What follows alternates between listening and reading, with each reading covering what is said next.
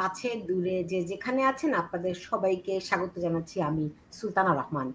আজকে আমার সঙ্গে যারা অতিথি আসেন সরাসরি আমি চলে যাই আলোচনায়। সেটি হচ্ছে আমার সঙ্গে রয়েছেন ছাত্রলীগের নিষিদ্ধ ঘোষিত ছাত্র সংগঠন ছাত্রলীগের সভাপতি সাদ্দাম হোসেন এবং আমার সঙ্গে রয়েছেন আল জাজিরার সাবেক সাংবাদিক সুমি খান। সুমি খান প্রায় দীর্ঘ ৩ বছরেরও বেশি সময় আল জাজিরাতে কাজ করেছেন এবং তাদের নীতির সঙ্গে না মেলার কারণে তিনি ছেড়ে দিয়েছিলেন, সেগুলি আমরা জানবো আজকে। কিন্তু আমি আজকে ফোকাস করতে চাই, আপনারা অনেকেই জানেন যে আল জাজিরা একটি প্রতিবেদন প্রকাশ করেছে অনুসন্ধানী সাংবাদিকতার নামে, কিন্তু সেটি আসলে সেখানে অনুসন্ধান বলতে যে আসলে কোনো ছিটে ফোটা আছে কি নেই এ সংক্রান্ত আমি একটি প্রতিবেদন তৈরি করেছি এবং কেন আন্তর্জাতিক এই গণমাধ্যমটি বাংলাদেশের পেছনে লেগে আছে, বাংলাদেশের যেই প্রগতিশীল অংশ, বাংলাদেশের যেই সেকুলার অংশটির বিরুদ্ধে সারা জীবনই লেগেছিল, এমনকি যুদ্ধাপরাধীদের তারা সবসময় প্রমোট করার চেষ্টা করেছে, এরকম তো অনেক অভিযোগ আল জাজিরার বিরুদ্ধে রয়েছে। সেই সব বিষয়গুলো নিয়ে আজকে আমরা কথা বলবো এবং ওই জুলাই আন্দোলনের সময় ছাত্রলীগের ভূমিকা কি ছিল এ নিয়ে আমি আগেও সাদ্দাম হোসেনকে ধন্যবাদ জানাই, আগেও আমি তার সাক্ষাৎকার নিয়েছি, আজকে আবার তিনি আমার সঙ্গে যুক্ত হয়েছেন। সেই বিষয়গুলো ওই আল জাজিরার প্রতিবেদনের আলোকে নতুন করে জানারও চেষ্টা করব। আগে আমি একটু ওই আল জাজিরার প্রতিবেদনটি তো আপনারা অনেকেই দেখেছেন, কিন্তু এই সংক্রান্ত এটার ভিতরে যেই সাংবাদিকতার ছিটে ফোটাও নেই, বরং কয়েকজন রাজনৈতিক অ্যাক্টিভিস্ট মিলে একটি প্রতিবেদন বানিয়েছে যেটি সম্পূর্ণ রাজনৈতিক উদ্দেশ্য প্রণোদিত। আমি সেই প্রতিবেদনটি আপনাকে একটু দেখে আসি। যারা সাংবাদিকতার নামে বিভিন্ন জায়গায় আমরা জানি রাজনৈতিক দলের কর্মীরা সাংবাদিকতা করছে বলে এই সাংবাদিকতা মানে কোট আনকোট আমি বলি এটা পারপাসফুল সাংবাদিকতা করছে, সেই রকম মানুষরা কিভাবে করে আন্তর্জাতিক গণমাধ্যমগুলোতে জায়গা করে নেয় সেটা একটা বড় প্রশ্ন। সেই বিষয়গুলোতে আজকে আমি যাব না, কিন্তু আগে একটু প্রতিবেদনটি দেখে আসি। বিবিসির কথিত অনুসন্ধানী রিপোর্টের পর এবার জুলাই নিয়ে ঢাক ঢোল পিটিয়ে ইউনূস সরকারের প্রোপাগান্ডা কি অনুসন্ধানী সাংবাদিকতার মোড়কে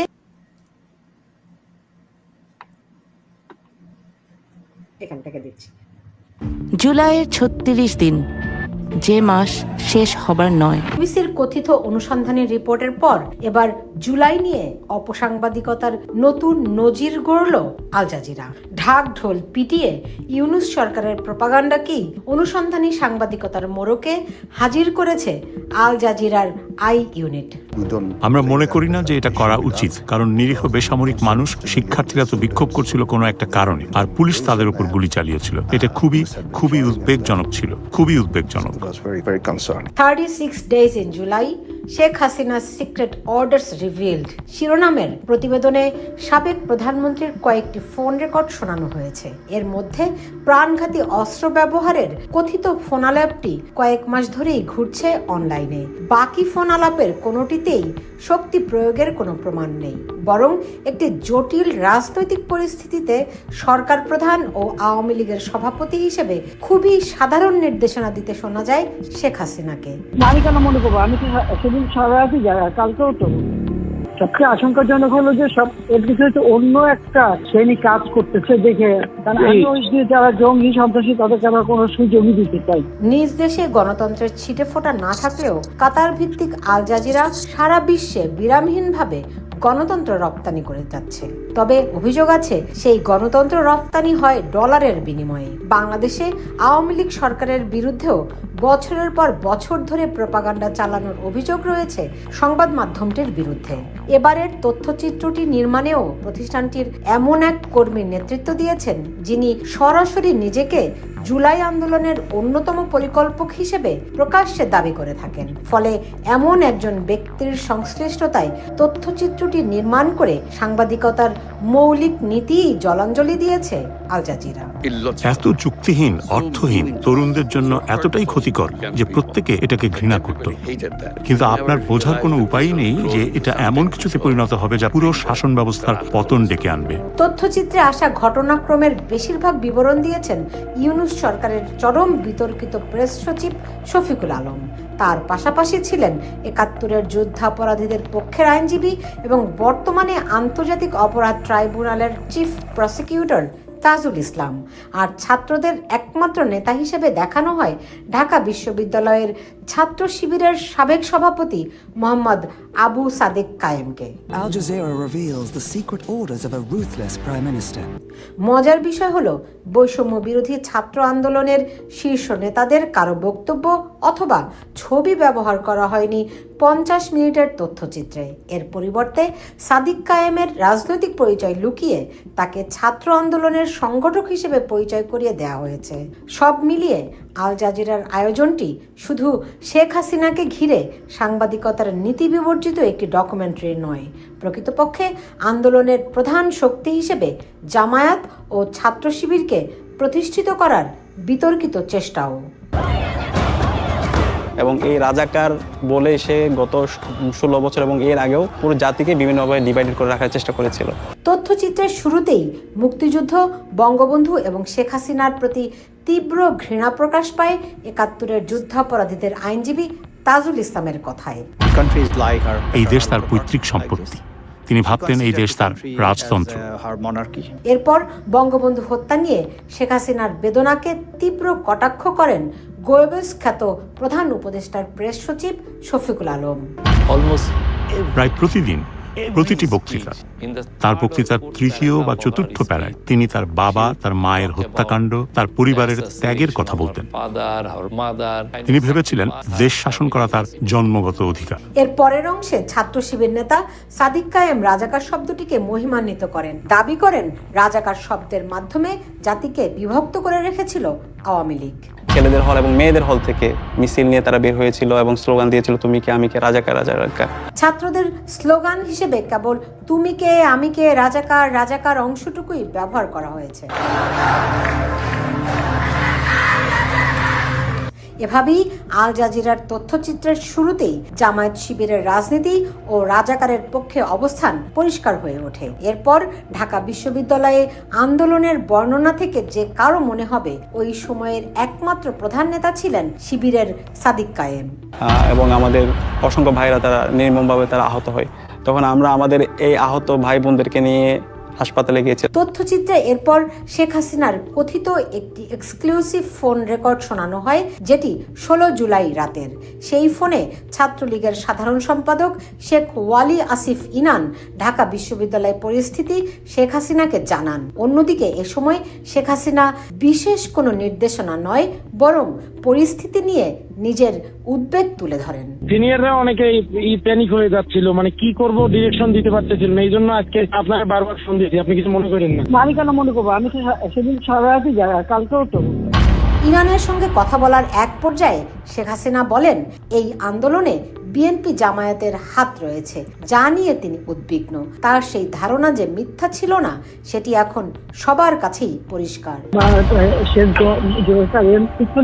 সবচেয়ে আশঙ্কাজনক হলো যে সব এর পিছনে অন্য একটা শ্রেণী কাজ করতেছে দেখে, কারণ আমি ওই যে যারা জঙ্গি সন্ত্রাসী তাদেরকে আমরা কোনো সুযোগই দিতে চাই। তবে আল জাজিরার প্রতিবেদনে শেখ হাসিনার ধারণাকে মিথ্যা প্রমাণ করার চেষ্টা দেখা গেছে। এজন্য বেনামি এক গোয়েন্দা কর্মকর্তার পরিবর্তিত কণ্ঠের বক্তব্য প্রচার করা হয়। তবে মজার বিষয় হলো পুরো তথ্যচিত্রে আন্দোলনের মূল নেতা হিসেবে যাকে তুলে ধরা হয়েছে সেই সাদিক কায়েমই ছিলেন ঢাকা বিশ্ববিদ্যালয়ের ছাত্র শিবিরের সভাপতি।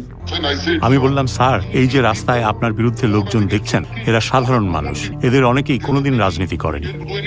এরা সাধারণ মানুষ, এরা সাধারণ শিক্ষার্থী। তথ্যচিত্রের পরের অংশে রংপুরের আবু সাইদের মৃত্যুর ঘটনা দেখানো হয়। আবু সাইদের পর পুলিশের রাবার বুলেট ছোড়ার আগে পুলিশের উপর তার হামলা করার বেশ কয়েকটি ভিডিও ছড়িয়ে আছে অনলাইনে, তবে সেগুলোর কোনোটিই ব্যবহার করেনি আল জাজিরা।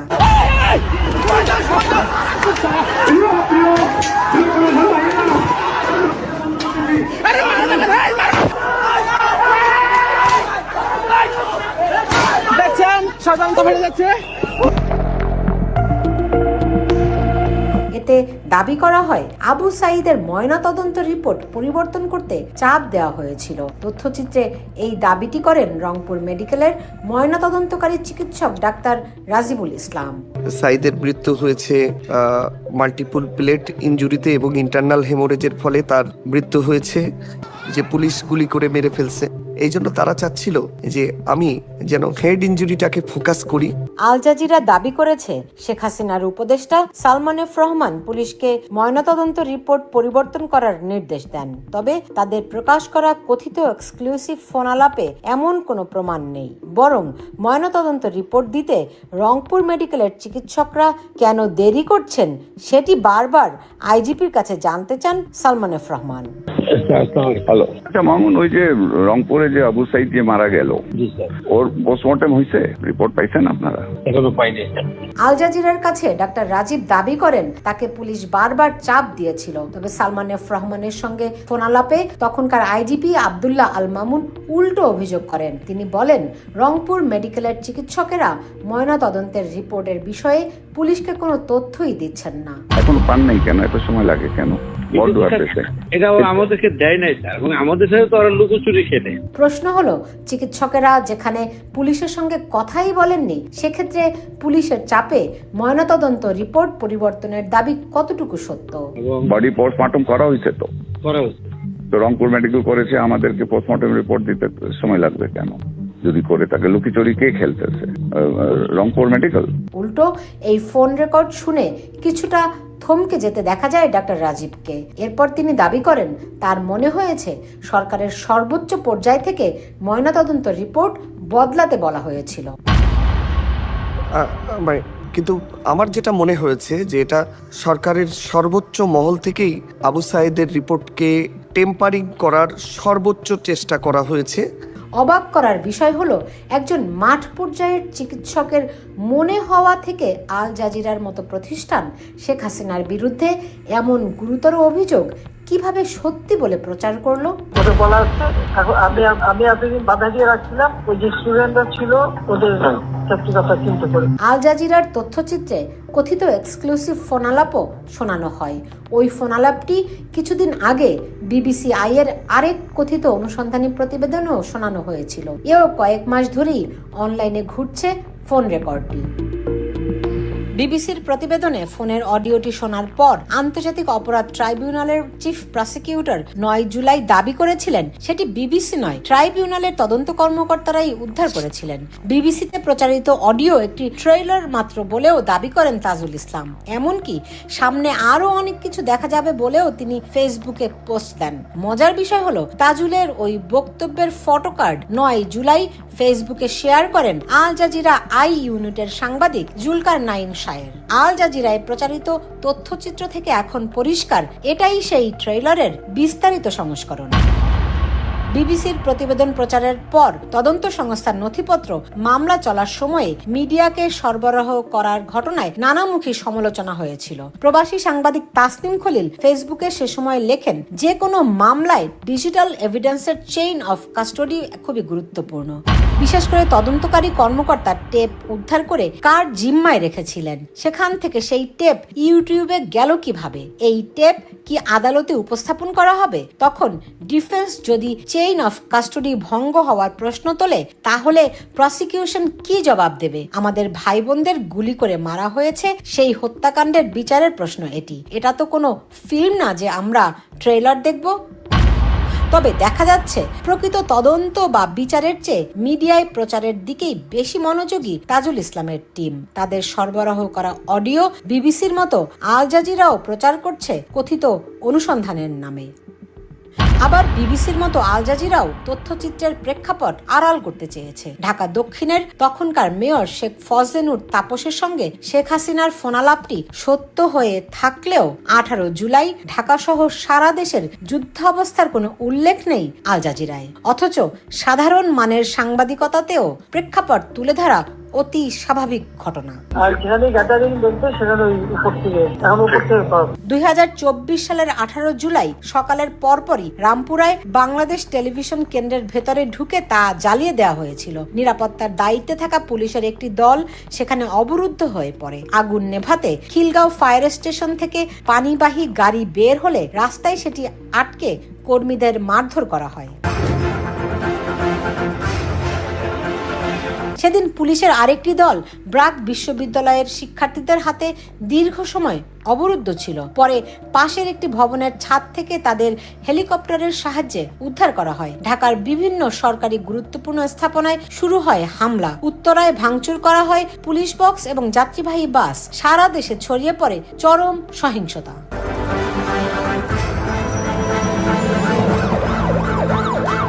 একই দিনে মহাখালী দুর্যোগ ব্যবস্থাপনা অধিদপ্তরেও আগুন দেওয়া হয়। তেজগাঁও ফায়ার স্টেশন থেকে একটি পানিবাহী গাড়ি, একটি ইঞ্জিনবাহী গাড়ি এবং একটি অ্যাম্বুলেন্সবাহী গাড়ি রওনা হয়। কথিত উত্তেজিত জনতা রাস্তায় ব্যারিকেড দিয়ে গাড়িটি আটকে ভাঙচুর করে। অ্যাম্বুলেন্সটি ভাঙচুর করে জ্বালিয়ে দেয়। এ সময় 5 জন কর্মকর্তা কর্মচারী আহত হন। একই দিন চট্টগ্রামের বহদ্দারহাট পুলিশ বক্সে দেওয়া আগুন নেভাতে গেলে কালুরঘাট ফায়ার স্টেশনের পানিবাহী ও পাম্প টানা দুটি গাড়ি ভাঙচুর করে আন্দোলনকারীরা। আজকে সেই ডাটা সেন্টার থেকে শুরু করে সবকিছু পুড়িয়ে দেওয়া হয়েছে, সাবমেরিন কেবলটা পর্যন্ত নষ্ট করা হয়েছে।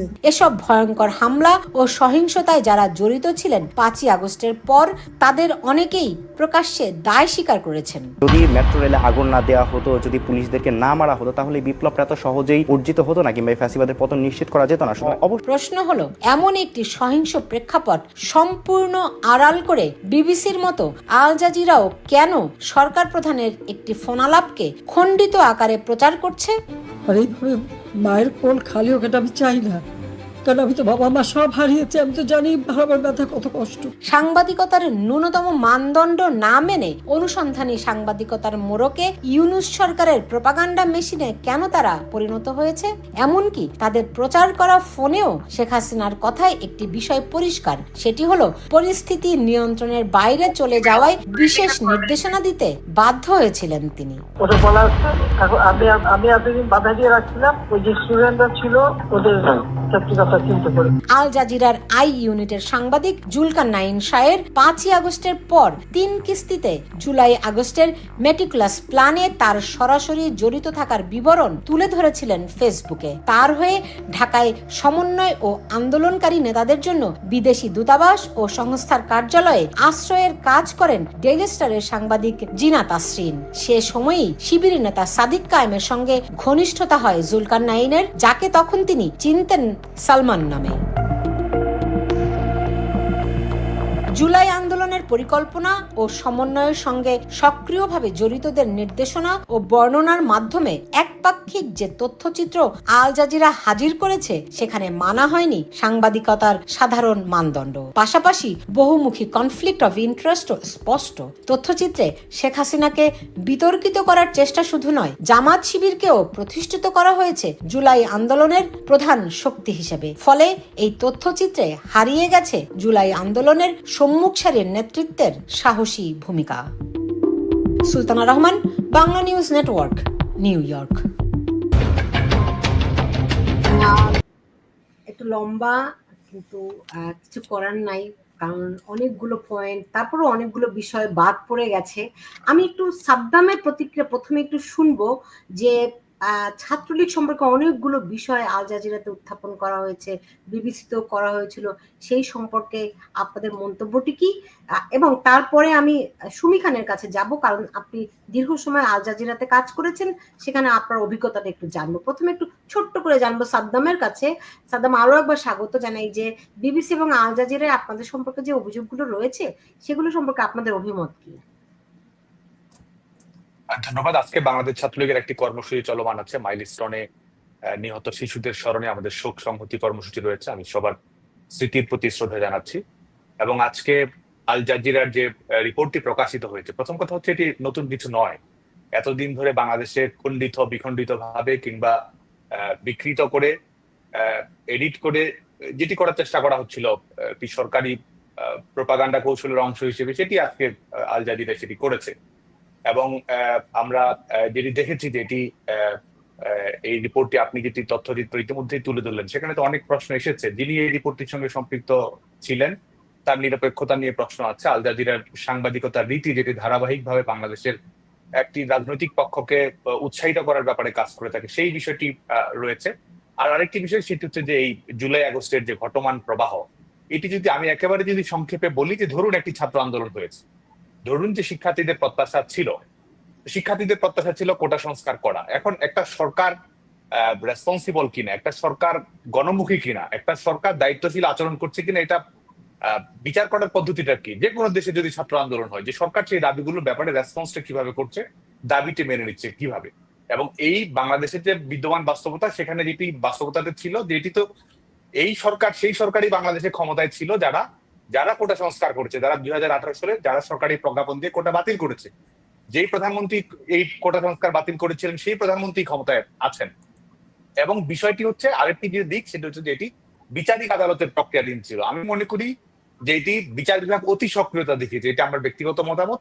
কিন্তু তারপরও দেখুন যে সেটি যখন বিচার বিভাগীয় প্রক্রিয়ার মধ্যে গেছে, সরকারে আদালতে সরকার পক্ষে আইনজীবীরা লড়েছে।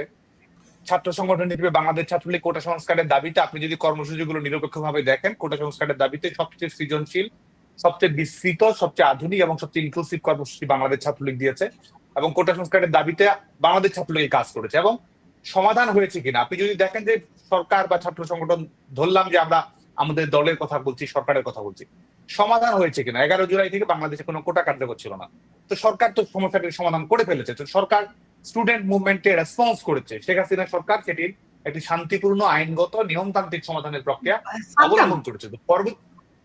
সাদ্দাম, আমি আপনার কাছে সুনির্দিষ্ট করে আল জাজিরা এবং বিবিসির প্রতিবেদন সম্পর্কে জানতে চাইছি যে আপনাদের দলের বিরুদ্ধে যে অভিযোগ করা হয়েছে, ছাত্রলীগের বিরুদ্ধে যে অভিযোগগুলো এই প্রতিবেদনগুলো এসেছে, সেখানে আপনাদের বক্তব্যটি কি?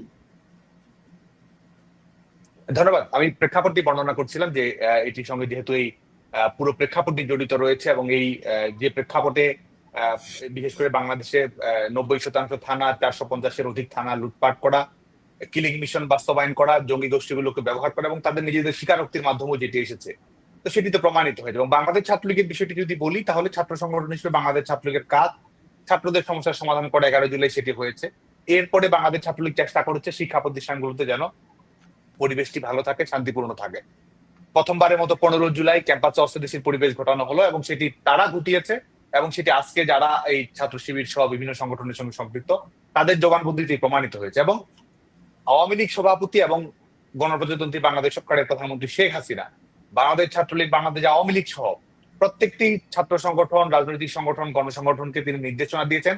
প্রত্যেকটি মুহূর্তে তিনি একেবারে সরাসরি নির্দেশনা, নেতাকর্মীদের সঙ্গে সার্বিক যোগাযোগের মাধ্যমে যে নির্দেশনা দিয়েছেন, শিক্ষার্থীদের পাশে থাকার নির্দেশনা দিয়েছেন এবং সমস্ত ধরনের সহিংসতা যেন এড়ানো যায়, এমনকি তারা যদি কোনো ধরনের পরিস্থিতি তৈরি করে সেই পরিস্থিতিগুলোতেও যেন কেউ সেই পাতা ফাঁদে কেউ যেন পা না দেয়, সে ব্যাপারেই কিন্তু এই শেখ হাসিনা সরকার নির্দেশনা দিয়েছে এবং বাংলাদেশ ছাত্রলীগ সেটি বাস্তবায়ন করেছে। এটি আরেকটি উদাহরণ। আপনি দেখুন যে যখন ঢাকা বিশ্ববিদ্যালয় ক্যাম্পাসে তারা একটা লাশ ফেলানোর জন্য সব ধরনের প্রক্রিয়া অবলম্বন করেছিল, তখন প্রধানমন্ত্রী শেখ হাসিনা নির্দেশনা দিয়েছিলেন যে সংঘাত কোনো অবস্থাতেই করা যাবে না এবং তারা যেন সংঘাতের সুযোগ না নিতে পারে, সেজন্য কিন্তু শিক্ষা প্রতিষ্ঠানগুলোতে যেন মুখোমুখি না হয়, সে কারণে কিন্তু ক্যাম্পাস ছেড়ে দেয়, ইউজিসির মাধ্যমে শিক্ষা প্রতিষ্ঠানগুলো বন্ধ করা, এই নির্দেশনাগুলোই কিন্তু দেওয়া হয়েছে। এবং বাংলাদেশ ছাত্রলীগ তার এই জুলাই আগস্টের পুরো সময়টুকু প্রথম ছাত্র দাবি পূরণ করেছে, দ্বিতীয় বিষয়ে শান্তিপূর্ণ অবস্থান বজায় রেখেছে, তৃতীয় বিষয়ে নিজেদের সাংগঠনিক প্রায়োরিটির চেয়ে শিক্ষার্থীদের সেফটিকে গুরুত্ব দিয়ে সেটির সঙ্গে সামঞ্জস্যপূর্ণ সিদ্ধান্ত এবং প্রক্রিয়া অবলম্বন করেছে। এবং পরবর্তীতে আমি শেষ করছি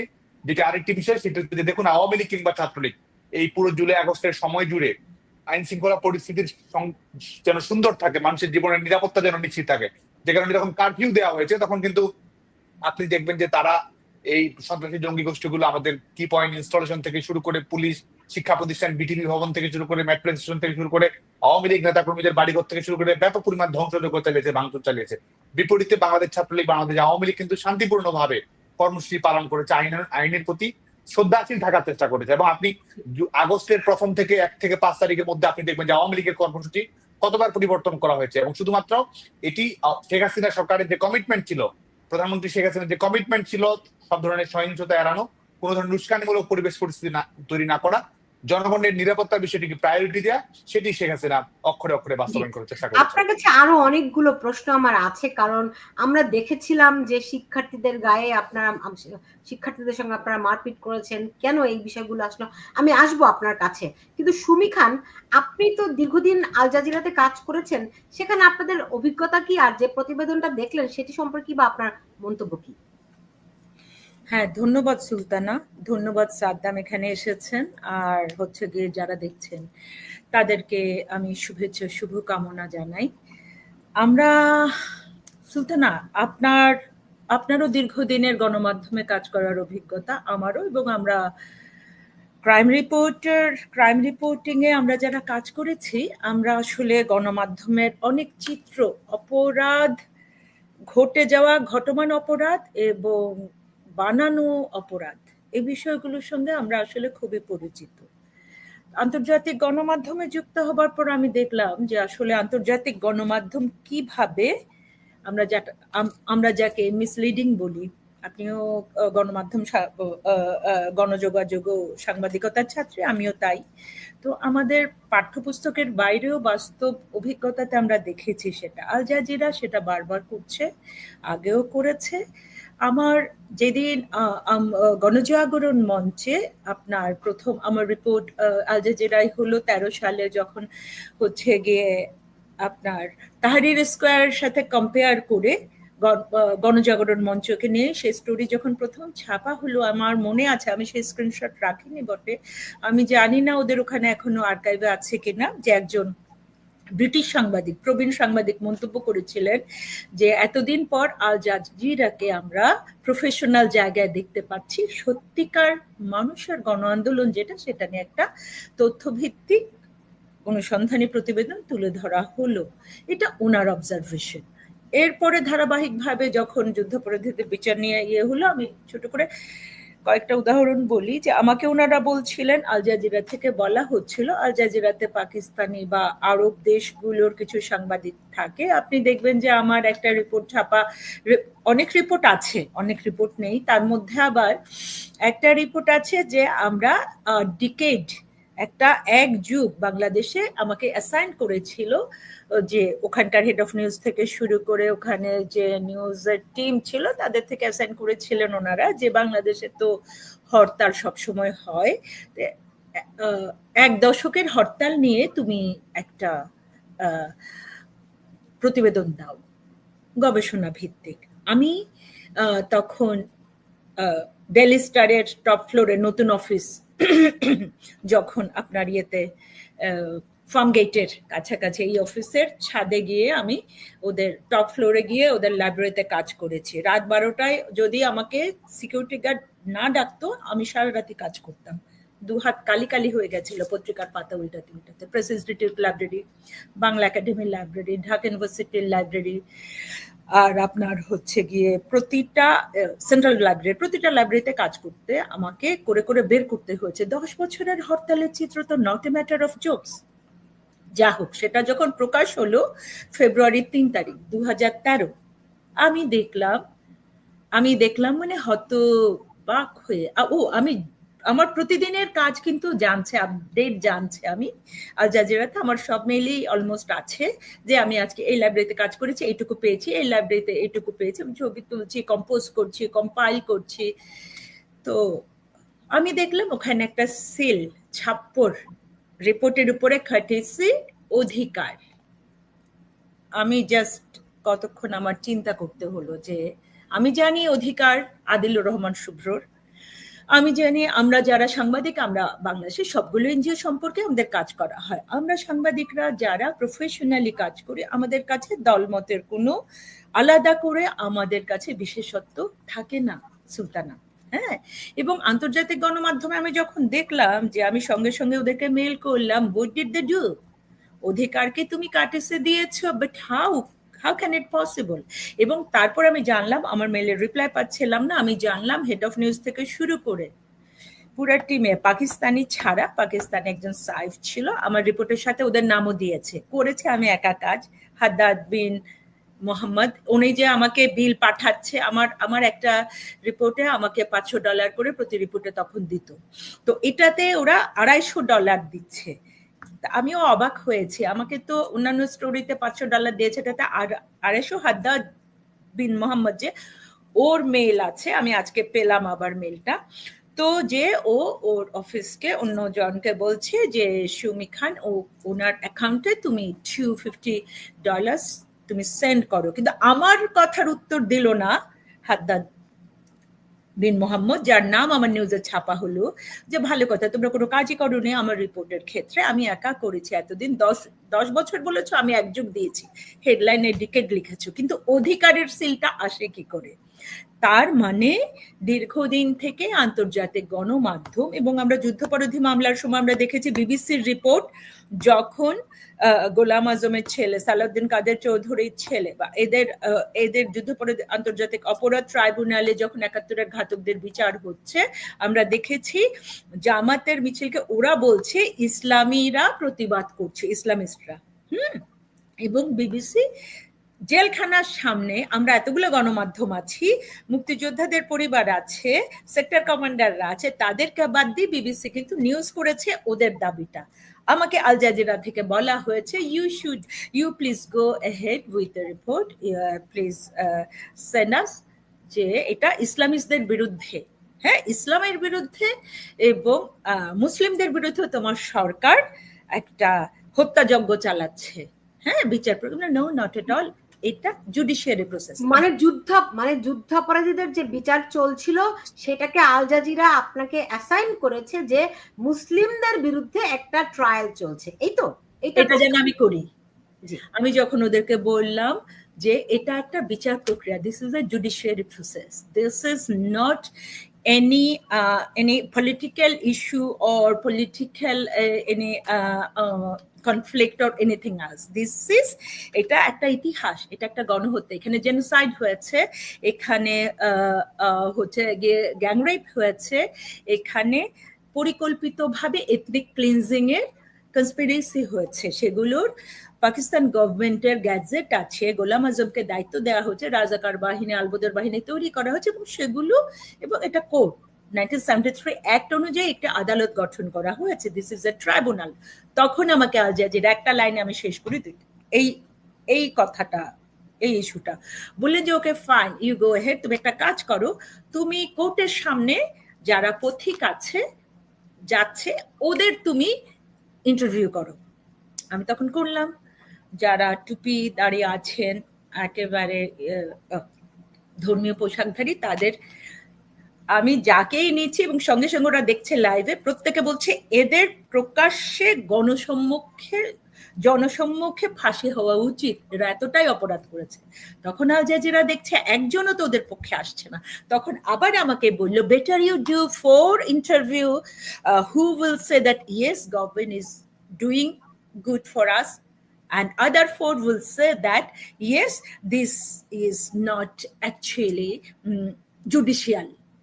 আমি যে ওকে ফাইন, জামাত হোক বা যুদ্ধাপরাধীদের পক্ষে 4 জন, তোমরা এটা চাইছো, বাট যেটা সত্যি সেটাই সত্যি, আমি সেটা করেছি, এটা এখনো আছে।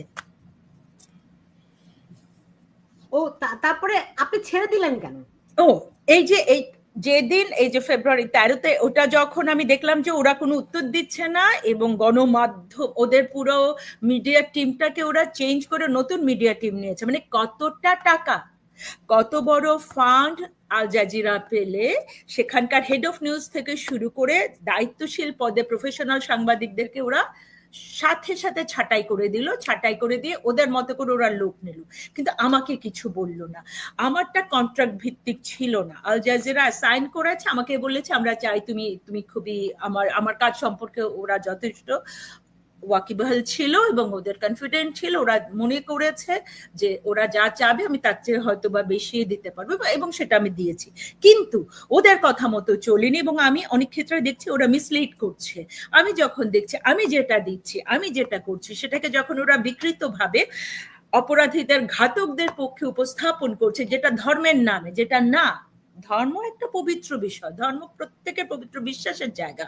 ধর্ম নিয়ে বেচা কেনা পাকিস্তানের পক্ষে বলুন বা আমেরিকার পক্ষে বলুন বা চায়নার পক্ষে বলুন, ৭১-এ যারা বাংলাদেশকে স্বীকৃতি দেয়নি, স্বাধীন বাংলাদেশকে ৭২ সালেও যারা স্বীকৃতি দেয়নি, তাদের পক্ষে যখন একটানা নিউজগুলো চলে যাচ্ছে, আমি নীতিগতভাবে তো আমি জবলেস ছিলাম, আমার আর কোনো চাকরি ছিল না, আর কোনো জীবিকাও ছিল না, কিন্তু আমি আমার নীতিগতভাবে আমার নৈতিক দায়িত্ব থেকে আমি কিন্তু চাকরিটা ছেড়ে দিয়েছি, কারণ অন্যায়ের সাথে মিথ্যার সাথে তো আমি কাজ করতে পারবো না, বিশেষ করে আমার স্বাধীনতার পক্ষে, মুক্তিযুদ্ধের পক্ষে।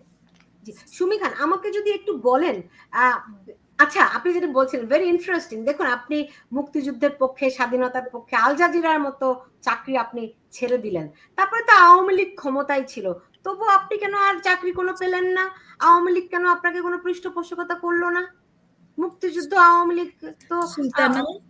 সুলতানা, আমি একটা প্রশ্ন করি আপনাকে, আপনি ভীষণ খুবই প্রফেশনাল, সৎ সাংবাদিকতা দিয়ে পুরো প্রতিষ্ঠিত এবং দেশের লিডিং মিডিয়াতে কাজ করা, আমরা কি কখনো পৃষ্ঠপোষকতা চেয়েছি?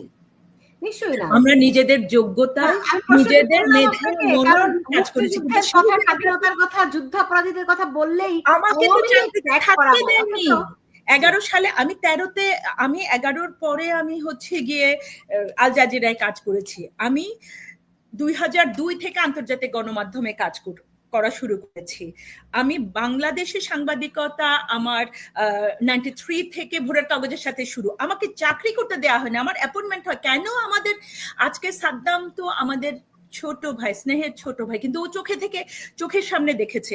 সাদ্দামের সঙ্গে আমার দেখা হয়েছে জুলাইয়ের শেষে, যখন আজকে যে প্রধানমন্ত্রী শেখ হাসিনাকে দোষী করছে, শেখ হাসিনা যদি খুনই করবেন, খুন করারই অর্ডার দেবেন, উনি কেন ছাত্র নেতাদের সবাইকে জাসদ অফিসে বা ওদেরকে সিদ্ধান্ত দিয়েছে, আমিনুল ইসলাম থেকে শুরু করে যে পান্না ভাইকে মেরে ফেলা হলো, সাবেক ছাত্র নেতা, তাদেরকে বসিয়েছিল ছাত্রদের সাথে কথা বলতে যে ওরা আসলে কি চায়।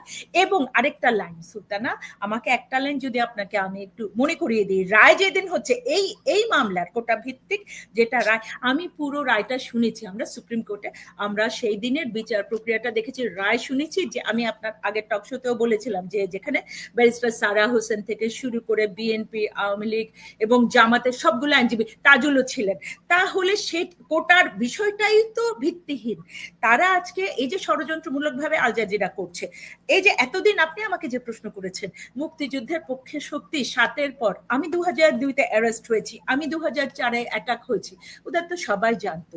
গণমাধ্যম যাদের হাতে দিয়েছিলেন, সেখানে বঙ্গবন্ধুর খুনিরা নেতৃত্ব দিয়েছে আমাদের বিএফইউ যেতে, সাংবাদিক ইউনিয়নকে। সাংবাদিক ইউনিয়ন যদি জামাতের নিয়ন্ত্রিত থাকে, বুঝতে পেরেছি।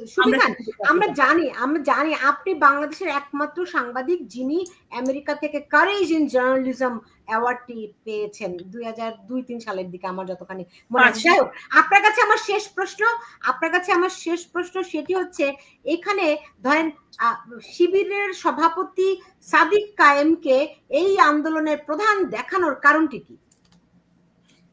এখানে একটা কথা বলি সুলতানা, অপরাধী কিন্তু অপরাধের প্রমাণ রেখেই যায়। সুতরাং ওরা যে অপরাধ করেছে, ওরা যারা জামাত নিজেই স্বীকার করেছে, আপনি নিজেই দেখিয়েছেন, আপনারটাতেও আছে যে আমরা টেলিভিশন, বিটিভিতে হামলা, মেট্রো রেলে হামলা, আল জাজিরা কেন সাদিক কায়েমকে প্রধান হিসেবে দেখালো? আল জাজিরাতে যারা এই নিউজটা করিয়েছে, আপনি জানেন যে আপনার হচ্ছে গিয়ে একালের গোয়েবলস, আমাদের প্রেস সেক্রেটারি শফিক, যে সর্বোচ্চ সুযোগ সুবিধা আপা করে করে শেখ হাসিনার থেকে বা সাবেক প্রধানমন্ত্রী থেকে, আমি তো প্লাটুনিতে যাইনি, আমি কখনো সুযোগ সুবিধা, আমি 3টা চ্যানেলের চিফ রিপোর্টার থেকেও তো কখনো কোনো সুযোগ সুবিধা নিতেও যায়নি, ইভেন আমাদের চাকরিতেও থাকতে দেয়নি। তাহলে ওনারা যারা সুযোগ নিয়েছেন, আজকে ওনারা মিথ্যাচার দিয়ে গোয়েবলস, ওনারা পরিকল্পিতভাবে, তাহলে ওকে কেন, শিবিরকে কেন, এটা যদি ওনারা গণজাগরণ বলেন, তাহলে এটা ওরা নিজেরাই স্বীকার করছে জামাতের পরিকল্পিত, জামাতের ষড়যন্ত্র। এবং আল জাজিরাকে ওরা যেটা দিয়েছে, জুলকারনাইন যা করছেন, জুলকারনাইন ভালো বলতে পারবেন তিনি কেন করছেন। এবং সেটা আদৌ, সারা আপার কথাও আপনি মনে রাখেন যে ব্যারিস্টার সারা হোসেন বারবার বলেছে, আদালতে এগুলো একটাও ধোপে টিকবে না। জি, বুঝতে পেরেছি। সুমিখান, আপনাকে অনেক ধন্যবাদ। এবার একটু সাদ্দাম হোসেন, আপনার কাছে জানতে চাই যে আল জাজিরার এই প্রতিবেদনটিতে আপনার ছাত্রলীগের সাধারণ সম্পাদক ইনানের একটি বক্তব্য ফোন আলাপ শোনানো হয়েছে, আপনি জানেন, যেখানে বলা হয়েছে যে মানে 16 তারিখ কোন প্রেক্ষাপটে আওয়ামী লীগ প্রধান শেখ হাসিনার সঙ্গে ওই আলাপটি হয়েছিল, আপনি যদি আমাদেরকে একটু ধারণা দিতেন।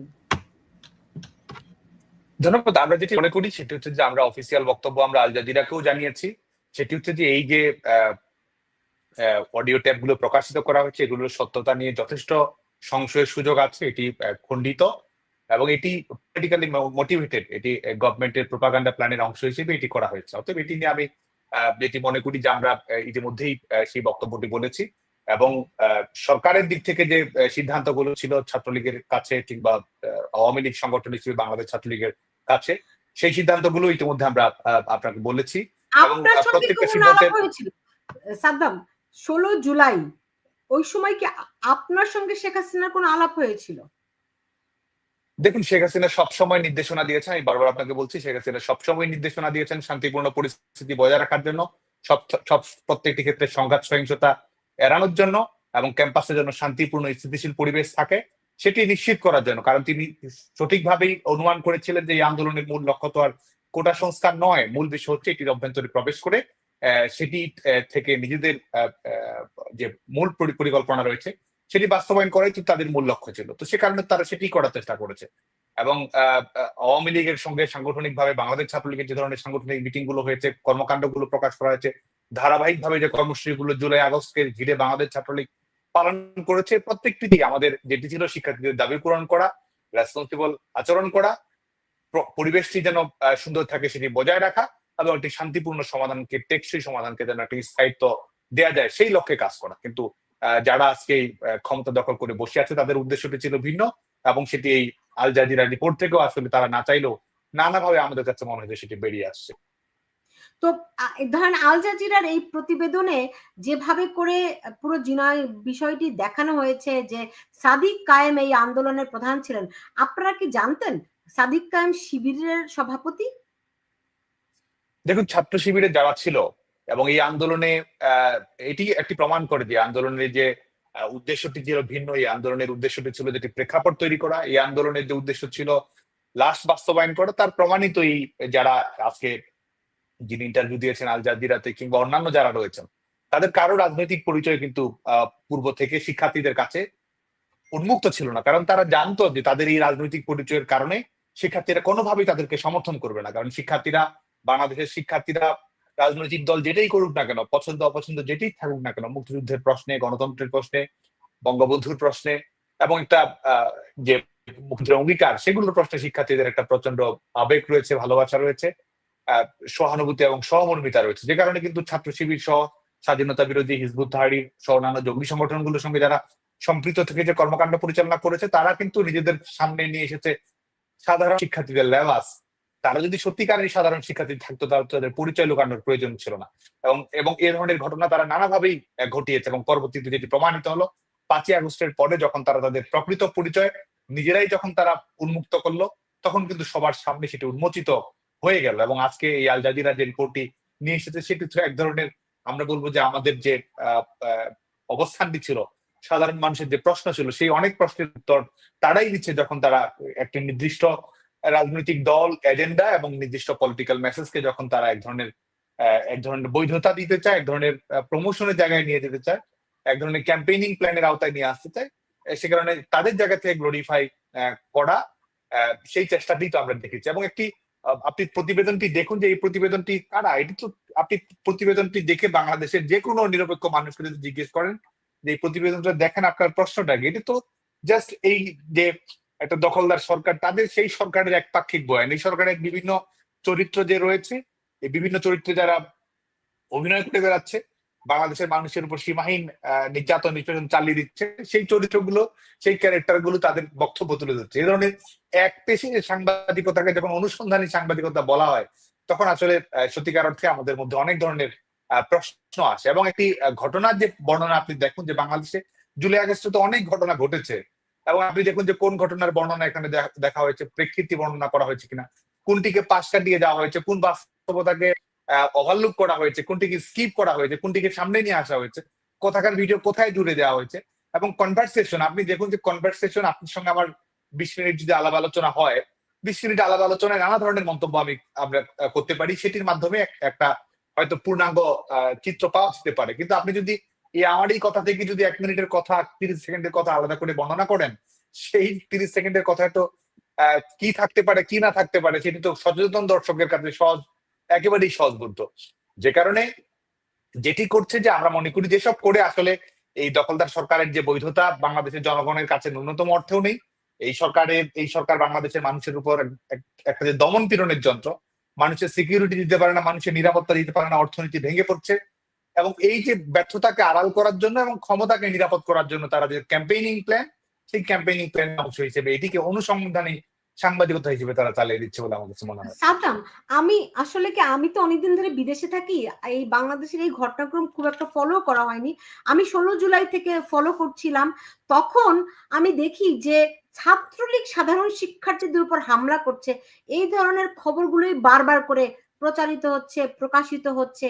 পরবর্তীতে এখন আমি জানি যে আসলে কোথায় কি ঘটেছিল, কিভাবে ঘটেছিল, কিন্তু এই যে আপনাদেরকে নিয়ে যে প্রচারণাটা চলছিল, তার পেছনে কি ছিল, আপনারা কেন সেই জায়গাগুলো মোকাবেলা করতে ব্যর্থ হলেন? কিংবা 16 জুলাই রাত থেকে যখন ঘটনাক্রম বদলাতে থাকে, তখন আপনারা কি অনুধাবন করতে পারছিলেন কোন দিকে যাচ্ছে ঘটনা? দেখুন, এ কারণে আমি প্রথম দিকে ঘটনাক্রমটি বর্ণনা করার চেষ্টা করছিলাম, কারণ এই ঘটনাক্রমটি বর্ণনা না করলে আসলে অনেক বিষয় অস্পষ্ট থাকবে। এবং বাংলাদেশে 1 জুলাই থেকে, এবং এটি নিয়ে আলোচনাও হয়েছে আপনার সঙ্গে পূর্বে, 1 জুলাই থেকে যখন শিক্ষার্থীরা ক্যাম্পাস খোলার পরে কোটা সংস্কারের দাবিতে কর্মসূচি হয়েছে, বাংলাদেশ ছাত্রলীগ তো কোটা সংস্কারের দাবিতে কর্মসূচি পালন করেছে, নেতৃত্ব দিয়েছে।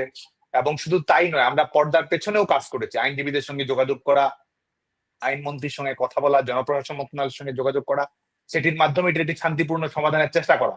রাজপথে আমরা কোটা সংস্কারের দাবিতে সক্রিয় ভূমিকা পালন করেছি, এবং এর বাইরেও অ্যাটর্নি জেনারেল অফিস থেকে শুরু করে প্রত্যেকটি আইনানুগ কর্তৃপক্ষের সঙ্গে ধারাবাহিকভাবে আলাপ আলোচনা করা, সেটির মাধ্যমে আইনগত একটি সমাধানের দিকে অগ্রগতি হওয়া, সেই লক্ষ্যে কিন্তু আমরা কাজ করেছি। এবং আবারও বলছি, এবং আমরা যদি বারবার বলতে চাই, 11 জুলাই থেকে বাংলাদেশে কোনো কোটা কার্যকর ছিল না।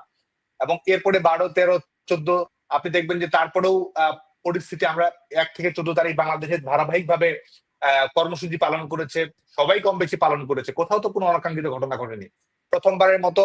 এবং সেটিও আপনি দেখুন যে পুরো রাজনীতিটাই দাঁড়িয়ে আছে বিভ্রান্তি, গুজব, মিথ্যা আত্মের উপরে। এরা ক্ষমতায় এসেছে যেমন মিথ্যা, অসত্য এবং খুনের উপরে, এরা ক্ষমতায় থাকার চেষ্টা করছে আসলে মিথ্যা, অসত্য এবং লাশের উপরে। সেটির কারণে আল জাজিরা এই ধরনের প্রোপাগান্ডা রিপোর্ট তাদের করতে হচ্ছে। এবং সেটি 14 তারিখও আপনি দেখবেন যে প্রধানমন্ত্রী বঙ্গবন্ধু দেশরত্ন শেখ হাসিনার একটি বক্তব্যকে কিভাবে সেটি তারা বিকৃত করে সেটির মাধ্যমে পরিস্থিতিকে, উস্কানিমূলক পরিস্থিতিকে নিয়ে যাওয়ার চেষ্টা করে। এবং তারপরেও কিন্তু বাংলাদেশ ছাত্রলীগ চেষ্টা করেছে সর্বোচ্চ। এবং আমরা আজকে আপনাকে বলি যে আমরা কিছুদিন আগে, যেটা আমরা কখনোই করিনি এর পূর্বে, এবং আরো অনেক কিছু রয়েছে যেটি হয়তো ধারাবাহিকভাবে ধাপে ধাপে প্রমাণিত হবে, বাংলাদেশ ছাত্রলীগের যে অফিসিয়াল নির্দেশনাগুলো ছিল, যেটা আমরা হোয়াটসঅ্যাপ গ্রুপে দিয়েছি, টেলি সংলাপে দিয়েছি, ফোনে দিয়েছি, সেগুলোর অনেক কিছু কিন্তু আমরা ইতিমধ্যে পাবলিক করেছি। 12, 13, 14, 15 থেকে শুরু করে নানা সময়ে বাংলাদেশ ছাত্রলীগের কর্মীদের উদ্দেশ্যে আমরা কি ধরনের নির্দেশনা দিয়েছি, এটা এখন পাবলিক ডকুমেন্টস হিসেবে ইউটিউবে, ফেসবুকে সবখানে রয়েছে, আমরা কি নির্দেশনা দিয়েছি। এবং 15 তারিখে আমরা বারবার বলছি, 15 তারিখে যখন ঢাকা বিশ্ববিদ্যালয়ের সংঘাতের ঘটনা ঘটলো, ধাওয়া পাল্টা দেওয়ার ঘটনা ঘটলো, সেটিও কিন্তু আপনি দেখুন যে প্রথম আলোর রিপোর্ট, আমাদের রিপোর্টের প্রয়োজন নেই, প্রথম আলোর রিপোর্ট যেটি পরবর্তীতে তারা এডিট করেছে, কিন্তু আমি সেই রিপোর্টটি 16 তারিখ বিকেলে রাজু ভাষণে পাঠ করেছিলাম। সেই রিপোর্টটি আমি সরাসরি সেদিনই রাজনৈতিক কর্মসূচিতে পাঠ করেছিলাম। সেখানে বর্ণনা করা আছে যে তাদের কোনো কর্মসূচি ছিল না, বাংলাদেশ ছাত্রলীগের কর্মসূচি ছিল। ভোরবেলা তারা কর্মসূচি ঘোষণা করে, এবং আমরা কিন্তু তারা যদি কর্মসূচি দেয়, আমরা সেদিন বাংলাদেশ ছাত্রলীগের কোনো কর্মসূচি দিতাম না। তারপরও তারা, আপনি দেখবেন যে 12টার কর্মসূচি 3টা পর্যন্ত টেনে লম্বা করার চেষ্টা করেছে। এবং সেই 12টার দিকে তাদের কর্মসূচিতে কিন্তু খুব বেশি জমায়েত ছিল না, 400-500 জন শিক্ষার্থী ছিল। তারপরে তারা প্রথম আলো রিপোর্ট অনুযায়ী কিভাবে লাঠিসোঁটা নিয়ে তারা ঢাকা বিশ্ববিদ্যালয়ের হলগুলোর অভিমুখে গেছে, অথচ হলে যাওয়ার সঙ্গে কর্মসূচির কি সম্পর্ক রয়েছে আপনি বলুন? গোটা বাংলাদেশের ছাত্র সমাজের কাছে হচ্ছে একটি অডিও ভিডিও সবই রয়েছে আজকে। তারা সেখানে গেছে, সেখানে গিয়ে তারা ইট পাটকেল নিক্ষেপ করেছে, এবং প্রথম দিনে আক্রমণের শিকার হন বিজয় ৭১ হলে আপনি দেখবেন যে সাবাদ আল ইসলাম বিজয় ৭১ হলের মুক্তিযুদ্ধ বিষয়ক সম্পাদক, তাকে বেধড়ক বিজয় ৭১ হলের নিচে যে বাগানটি রয়েছে সেই বাগানে বেধড়ক ভাবে পিটুনি দেওয়া হয়। ইচ্ছে মতো চারপাশ থেকে ঘিরে ধরে ছাত্রদল ছাত্র শিবিরের ক্যাডারেরা তাকে নির্মম ভাবে সহিংসতা স্বীকার করে, এবং সেই ছবিটুকু, সেই মারার ছবিটুকু কিন্তু সোশ্যাল মিডিয়ায় ক্যাম্পেইন চালানো হয়েছে যে শিক্ষার্থীদের উপর ছাত্রলীগের আক্রমণ হিসেবে, এবং পরবর্তীতে ধাওয়া পাল্টা ধাওয়া। দেখুন তো সাদ্দাম, এই ছেলেটিকে চিনেন কিনা? জি, এ হচ্ছে গিয়ে সবুজ আলী। সবাই জি, বলে জি, জি। এই ছেলেটি, আমি যখন অনুসন্ধান করলাম আমি দেখলাম জুলাইয়ে এই ছেলেটি প্রথম মারা গিয়েছিল। জুলাইয়ে যদি কেউ শহীদ হয়ে থাকে তাহলে এই সবুজ আলী ছিল প্রথম শহীদ। সায়েন্স ল্যাবের মোড়ে তাকে পিটিয়ে হত্যা করা হয়েছিল। তাহলে তাহলে আমরা যে এর কথা শুনি, আবু সাইদের কথা শুনি, জুলাইয়ের প্রথম শহীদ কেমন করে হয় আবু সাইদ প্রথম শহীদ? আবু সাইদ তো মারা গেল 16 জুলাই, এই ছেলে তো তার আগে মারা গেল। 16 জুলাই একই দিনে মারা গেছে সবুজ আলী, এবং হ্যাঁ। সবুজ আলী, এবং আপনি এই ভিডিওটিও দেখবেন, ছবি আছে, এটিরও ভিডিও আছে, এবং এই মামলা এখন আওয়ামী লীগের নেতাদের বিরুদ্ধে, বিভিন্ন জনের বিরুদ্ধে মামলার আসামি করা হয়েছে। এবং সবুজ আলীকে 16 তারিখে আপনি দেখবেন যে নির্মম ভাবে নিউ মার্কেটে দিনের বেলা একেবারে প্রকাশ্যে কিভাবে 4-5 থেকে পিটুনি দিয়ে একেবারে সহিংস কায়দায় তাকে হত্যা করা হয়েছে, এটিও একেবারে উন্মুক্ত। এবং সেই 16 তারিখ একই দিনেই আপনি দেখবেন যে চট্টগ্রামে, সেই 16 তারিখ চট্টগ্রামে যে 6-7 তলা ভবনের উপর থেকে কতজন ছাত্রলীগের কর্মীকে উপর থেকে ফেলে দেওয়া হয়েছে, এটি কিন্তু একেবারে প্রারম্ভিক দিকের ঘটনা, যে সেই 16 তারিখেরই ঘটনা। তো সেই একই দিনে কিন্তু এই ঘটনাগুলো ঘটেছে, এবং এই প্রত্যেকটি বিষয় কিন্তু তারা আজকে একটা পরিস্থিতি তৈরি করার চেষ্টা করছে, কিন্তু আলটিমেটলি সত্য কিন্তু চাপা দেওয়া যায় না। আজকে বাংলাদেশের মানুষের সামনে তো একটি ধাপে ধাপে এটি উন্মুক্ত ক্রমাগত হচ্ছেই এবং হচ্ছেই। ধাপে ধাপে উন্মুক্ত হচ্ছে। আপনার কি মনে হয় গত 1 বছরেও এই বিষয়গুলো মানুষের সামনে আপনারা পরিষ্কার করতে পেরেছেন? আমরা চেষ্টা করে যাচ্ছি, এবং মানুষের সামনে যে প্রশ্নগুলো ছিল সেই প্রশ্নগুলো আমরা জবাব দেওয়ার চেষ্টা করছি, এমনকি আমাদেরকে নিয়েও যদি কোনো অভাব অভিযোগ থাকে, প্রশ্ন থাকে, সেগুলো কিন্তু আমরা অ্যাড্রেস করার চেষ্টা করছি। কারণ জনমতের একটি বিষয়, সেটি হচ্ছে এটি ধাপে ধাপে আসলে তৈরি হয়। আমরা মনে করি যে 5ই আগস্টে বাংলাদেশের জনগণকে যেভাবে তারা ব্যবহার করার চেষ্টা করেছে, বাংলাদেশের জনগণকে এক প্রকার পর্যায়ে জিম্মি করে যে এক ধরনের সহিংসতা ঘটছে, তারা কিলিং মিশন বাস্তবায়ন করছে, লাশ ফেলছে, স্নাইপার রাইফেল ব্যবহার করছে, জঙ্গিদেরকে তারা কারাগার থেকে 18 তারিখ আপনি নরসিংদী কারাগার থেকে আপনি দেখবেন যে কতজনকে বের করে নিয়ে আসা হয়েছে। 4 আগস্ট কিভাবে এনায়েতপুরে 13 জন পুলিশকে একসঙ্গে পুড়িয়ে হত্যা করা হয়েছে। তো এই ধরনের ঘটনা যাত্রাবাড়িতে আপনি দেখবেন যে যাত্রাবাড়িতে কিভাবে হত্যাকাণ্ডগুলো পরিচালনা করা হয়েছে। তো যারা হত্যাকাণ্ডগুলো পরিচালনা করেছে তারাই কিন্তু আজকে রাষ্ট্রের কল কবজা তারাই দখল করে রয়েছে। তো যে কারণে আমরা মনে করি যে এই প্রশ্নগুলো আসছে এবং বাংলাদেশের জনগণের কাছে ক্রমাগত ভাবে এগুলো পরিষ্কার হতে শুরু করেছে, যে কারণে কিন্তু জনগণ সঠিক রাজনৈতিক সিদ্ধান্তটি, সঠিক মতামতটি দেয়া শুরু করেছে, সংঘবদ্ধ হওয়ার চেষ্টা করেছে। এবং আল জাজিরা রিপোর্ট, আমি আরেকটি বিষয় বলি, শুধুমাত্র সেটি নয়, যে বাংলাদেশে এই ঘটনাগুলো ঘটেছে, পুলিশের বিষয়, এই বাংলাদেশে আপনি দেখবেন যে 44 জন, সরকারি রিপোর্টও যদি আমরা আমলে নেই, যদিও প্রকৃত সংখ্যা কয়েক গুণ, তারপরও আপনি দেখবেন যে সরকারি রিপোর্ট অনুযায়ী 44 জন পুলিশ অফিসার হত্যাকাণ্ডের শিকার হয়েছে। পৃথিবীর কোন দেশে এই 44 জন কেন, 4 জন কেন, 1 জন বা 2 জন পুলিশও যদি সহিংসতা বা হত্যাকাণ্ডের শিকার হয়, সেই দেশের আইন শৃঙ্খলা পরিস্থিতি নিয়ে কি পরিস্থিতির উদ্ভব হয় এবং রাষ্ট্র কিভাবে রেসপন্স করে, সেই প্রশ্নগুলো তো আজকে সবার কাছে নিরপেক্ষভাবে মূল্যায়ন করা প্রয়োজন বলে আমরা মনে করি।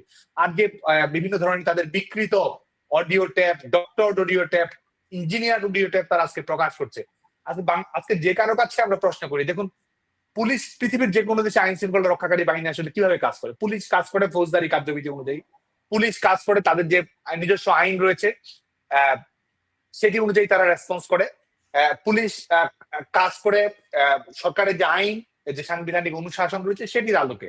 সেক্ষেত্রে যেটি দেখার বিষয়, সেটির জন্য তো কারো নির্দেশনার প্রয়োজন আছে বা কাউকে দিতে হয়। এটি আসলে যারা এ ধরনের বলে কোনো কিছু প্রমাণ করতে চায়, তারা আসলে এক ধরনের বোকার স্বর্গে বসবাস করছে বলেই আমার কাছে সুস্পষ্ট প্রতিবাদ হচ্ছে। এবং বাংলাদেশের রাজনৈতিক পরিস্থিতি যদি আপনি দেখেন, যে বাংলাদেশে কিন্তু কারফিউ দেওয়া হয়েছে, বাংলাদেশে কিন্তু 144 ধারা ছিল, বাংলাদেশে কিন্তু সহিংস কায়দায় আক্রমণকাণ্ড পরিচালনা করেছে। যে প্রশ্নটি আসতে পারে, প্রশ্ন করতেই পারে, প্রপোর্শনেট কিনা, পুলিশের রেসপন্স প্রপোর্শনেট কিনা, কিংবা প্রত্যেকটি ঘটনার অনুপুঙ্খ তদন্তের আলোকে ক্রিমিনাল অফেন্সের দায়টি কার, সেটি প্রমাণ করার সুযোগ থাকে। এবং সেটি কিন্তু জাতিসংঘের যে রিপোর্ট তারা দিয়েছে, সেখানেও কিন্তু তারা সুস্পষ্টভাবে বলেছে যে এটির কোনো কিছুই, এই রিপোর্টের এই কোনো কিছু তাদের ক্রিমিনাল অফেন্স, ক্রিমিনাল লায়াবিলিটি ন্যূনতম অর্থ প্রমাণ করে না। বরং এই জুলাই আগস্টে আওয়ামী লীগের নেতাকর্মীরা যেভাবে নির্মম হত্যাকাণ্ডের শিকার হয়েছে, সনাতন ধর্মাবলম্বীরা যেভাবে হত্যাকাণ্ডের শিকার হয়েছে, এবং আমরা আরেকটা কথা বারবার বলে দিতে চাই যে ইন্ডেমনিটি শেখ হাসিনা সরকার তো বিচার বিভাগীয় তদন্ত কমিটি গঠন করছে। শেখ হাসিনা সরকার তো নিরপেক্ষ তদন্তের আলোকে প্রত্যেকটি হত্যার যেভাবেই হোক না কেন শেখ হাসিনা সরকার তো বিচার নিশ্চিত করতে চেয়েছে, ন্যায় বিচার নিশ্চিত করতে চেয়েছে।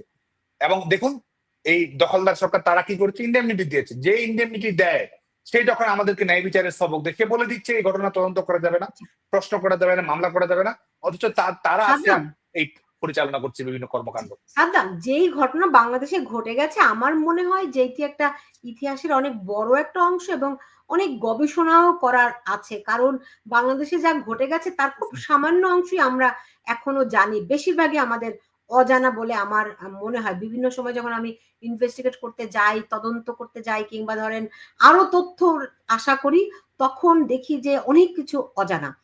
নিশ্চয়ই কোনো না কোনো দিন তো আমরা জানতে পারবোই। কিন্তু আপনার কাছে আরেকটি বিষয় আমার খুব জানতে ইচ্ছা করে, সেটা হচ্ছে 5ই আগস্ট আপনাদের মাঠে থাকার কথা ছিল, রাইট? 5ই আগস্ট আপনাদের মাঠে থাকার কথা ছিল, কিন্তু সেদিন আপনারা মাঠে অবস্থান নেননি রহস্যজনক কারণে। কেন? কারণটি কি ছিল? দেখুন, এই প্রশ্নের উত্তর আমি প্রথমেই ব্যাখ্যা করেছি ইতিমধ্যে। বিশেষ করে 5ই আগস্ট শুধু নয়, 18 জুলাইয়ের পর থেকে, কারফিউ দেওয়ার পর থেকে, বিশেষ করে সরকার প্রধান হিসেবে শেখ হাসিনা, আওয়ামী লীগ সভাপতি হিসেবে শেখ হাসিনা প্রত্যেকটি মুহূর্ত সহিংসতা এড়াতে চেয়েছেন। মানুষের নিরাপত্তা, জীবনের নিরাপত্তা সবচেয়ে বেশি প্রায়োরিটি দিয়েছিলেন বঙ্গবন্ধু কন্যা দেশরত্ন শেখ হাসিনা।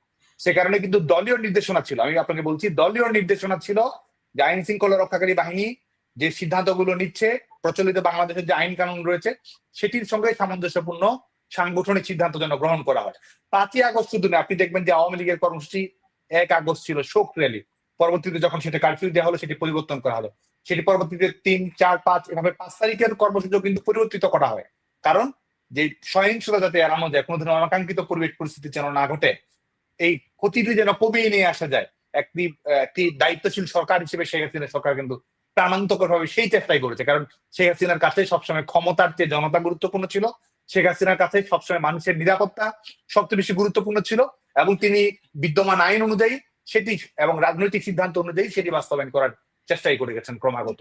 জি সাদ্দাম, মানে ধরেন ঠিক আছে, এটি যে দেশে যেহেতু সরকার আপনাদের প্রশাসন তার কথা অনুযায়ী চলবে সেটি একটা দিক, আবার আপনারা রাজনৈতিক দল হিসেবে আপনারাও মাঠের কর্মসূচিতে থাকবেন, এটা আবার কিন্তু আরেকটা দিক, এটার সঙ্গে কোনো কনফ্লিক্ট নাই, আমরা বুঝি সেটা। কিন্তু আপনারা মাঠে পুরোটা অনুপস্থিত ছিলেন, কারণ অভিযোগ রয়েছে এরকম যে আপনাদের দলের ভেতরে কেউ একটি অংশ আপনাদেরকে বিভ্রান্ত করেছিল, এই অভিযোগ কি সত্য? না, আমি সেটা মনে করি না, কারণ আমাদের দলের মূল লক্ষ্যটাই ছিল, আপনি দেখুন যে আপনি রাজনীতি করার অর্থ কি, আর ক্ষমতা পরিবর্তনের রাজনীতি, সাংবিধানিক রাজনীতিটার অর্থ কি? রাজনীতির অর্থ এই নয় যে আপনি সবসময় সরকারে থাকবেন কিংবা এটি থাকবেন। আপনি ক্ষমতায় যদি যান আপনাকে নিয়মতান্ত্রিক পদ্ধতিতে যেতে হবে, সাংবিধানিক অনুশাসন যেতে হবে, জনগণের ম্যান্ডেট নিয়ে যেতে হবে। রাজনৈতিক দল হিসেবে আওয়ামী লীগ তো সেটি করার চেষ্টা করবে। আওয়ামী লীগের কাছে তো সবসময় মানুষের নিরাপত্তা, সাংবিধানিক প্রক্রিয়া, জনগণের ম্যান্ডেট পাওয়া, গণতন্ত্র, এটি তো সবচেয়ে বেশি গুরুত্বপূর্ণ। এখন কেউ যদি সহিংসতাকে রাজনৈতিক কৌশল হিসেবে প্রতিষ্ঠিত করতে চায়, একটি দেশে যখন শঙ্কা রয়েছে যে মানুষের তারা যে কিলিং মিশন বাস্তবায়ন করতে যাচ্ছে, আপনি দেখছেন যে প্রকাশ্যভাবে কিলিং মিশন বাস্তবায়ন করা, সেই প্রবণতাটা কয়েক গুণ বাড়িয়ে দেওয়ার জন্য কর্মসূচি দেওয়া হচ্ছে। সরকার চেষ্টা করছে সেটি শান্তিপূর্ণভাবে নিরসন করার, এবং সেই সময় সরকার এবং একটি দায়িত্বশীল রাজনৈতিক দল প্রধানতম যেটি চেষ্টা থাকবে সেটি যেন তারা যেন কেউ কোনো মুখোমুখি না হয় সেটি নিশ্চিত করা। রাজনৈতিক দল হিসেবে আওয়ামী লীগ এবং সরকার, শেখ হাসিনা সরকার কিন্তু সেটি করার চেষ্টা করেছে। এখন সহিংসতাকে যদি রাজনৈতিক কৌশল আমরা হিসেবে মনে করতে চাই এবং রাজপথে আপনি ক্ষমতা দেখিয়ে মানুষের মৃত্যুর কারণ হচ্ছেন, সেটিকে যদি আপনি মনে করেন যে সাহসের প্রমাণ, আমরা কিন্তু কোনো অবস্থাতেই সেই রাজনীতি অতীতেও করিনি এবং ভবিষ্যতেও আমরা সেই রাজনীতিকে সমর্থন করবো না। সাদ্দাম, আপনার কাছে আমার আরো খুবই গুরুত্বপূর্ণ দুটি প্রশ্ন আছে, কিন্তু একজন এই প্রশ্নটি বারবার আমার কাছে জানতে চাইছেন, মানে প্রশ্নটি যেন আমি আপনাকে করি।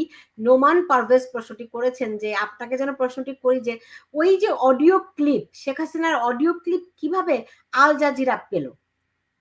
প্রথম কথা হচ্ছে অডিও ক্লিপটি তো ভিত্তিহীন, আর দ্বিতীয় বিষয় হচ্ছে যে এটি নিয়ে তো আইনানুগ দৃষ্টিকোণ থেকে যদি দেখেন যে আপনার তথ্যচিত্রেও কিন্তু সেটি রয়েছে যেটির আমাদের যে প্রামাণ্য হিসেবে যেগুলোকে উপস্থাপন করা এভিডেন্স হিসেবে সেটির যে আইন কানুন রয়েছে বাংলাদেশের প্রচলিত আইন কানুন, সেটিরও কিন্তু এটি লঙ্ঘন ঘটেছে। এবং এটির মাধ্যমে কিন্তু এটি যে একটি ক্যাম্পেইনিং এর অংশ, প্রোপাগান্ডার অংশ, এবং প্রোপাগান্ডার মাধ্যমে হেয় করা যে তাদের মূল উদ্দেশ্য, এবং সেটিও কিন্তু প্রমাণিত হয়েছে। আরেকটি বিষয় হচ্ছে যে এই যে তাদের এই ডক্টরড অডিও ট্যাপ, তাদের যে ইঞ্জিনিয়ার্ড অডিও ট্যাপ, সেটিকেই যে তারা তাদের একমাত্র প্রামাণিক দলিল হিসেবে উপস্থাপন করার চেষ্টা করছে। প্রকৃত কোনো তথ্য, প্রকৃত কোনো সত্য, প্রকৃত কোনো প্রমাণ যে নেই, বরং প্রকৃত সত্যটা বরং তারাই, যারা সেই সরকার দখল করে আছে, তারাই যে এই কর্মকাণ্ডগুলোর সঙ্গে হত্যা সহিংসতাগুলোর সঙ্গে সম্পৃক্ত, সেটি যে উন্মোচিত হওয়ার যথেষ্ট সুযোগ রয়েছে। সে কারণেই কিন্তু আজকে এই অডিও ক্লিপের নাটক, এই বাইরে থেকে পিআর ক্যাম্পেইনিং এর মাধ্যমে রাজনৈতিক ফোকাস থেকে অন্যদিকে নিয়ে যাওয়ার চেষ্টা, যে কারণে আমরা আসলে সত্যি কথা যদি বলি, এটি নিয়ে ব্যতিব্যস্ত হওয়ার কোনো সুযোগ, বিব্রত হওয়ার কোনো সুযোগ আছে বলে আমার কাছে মনে হয় না।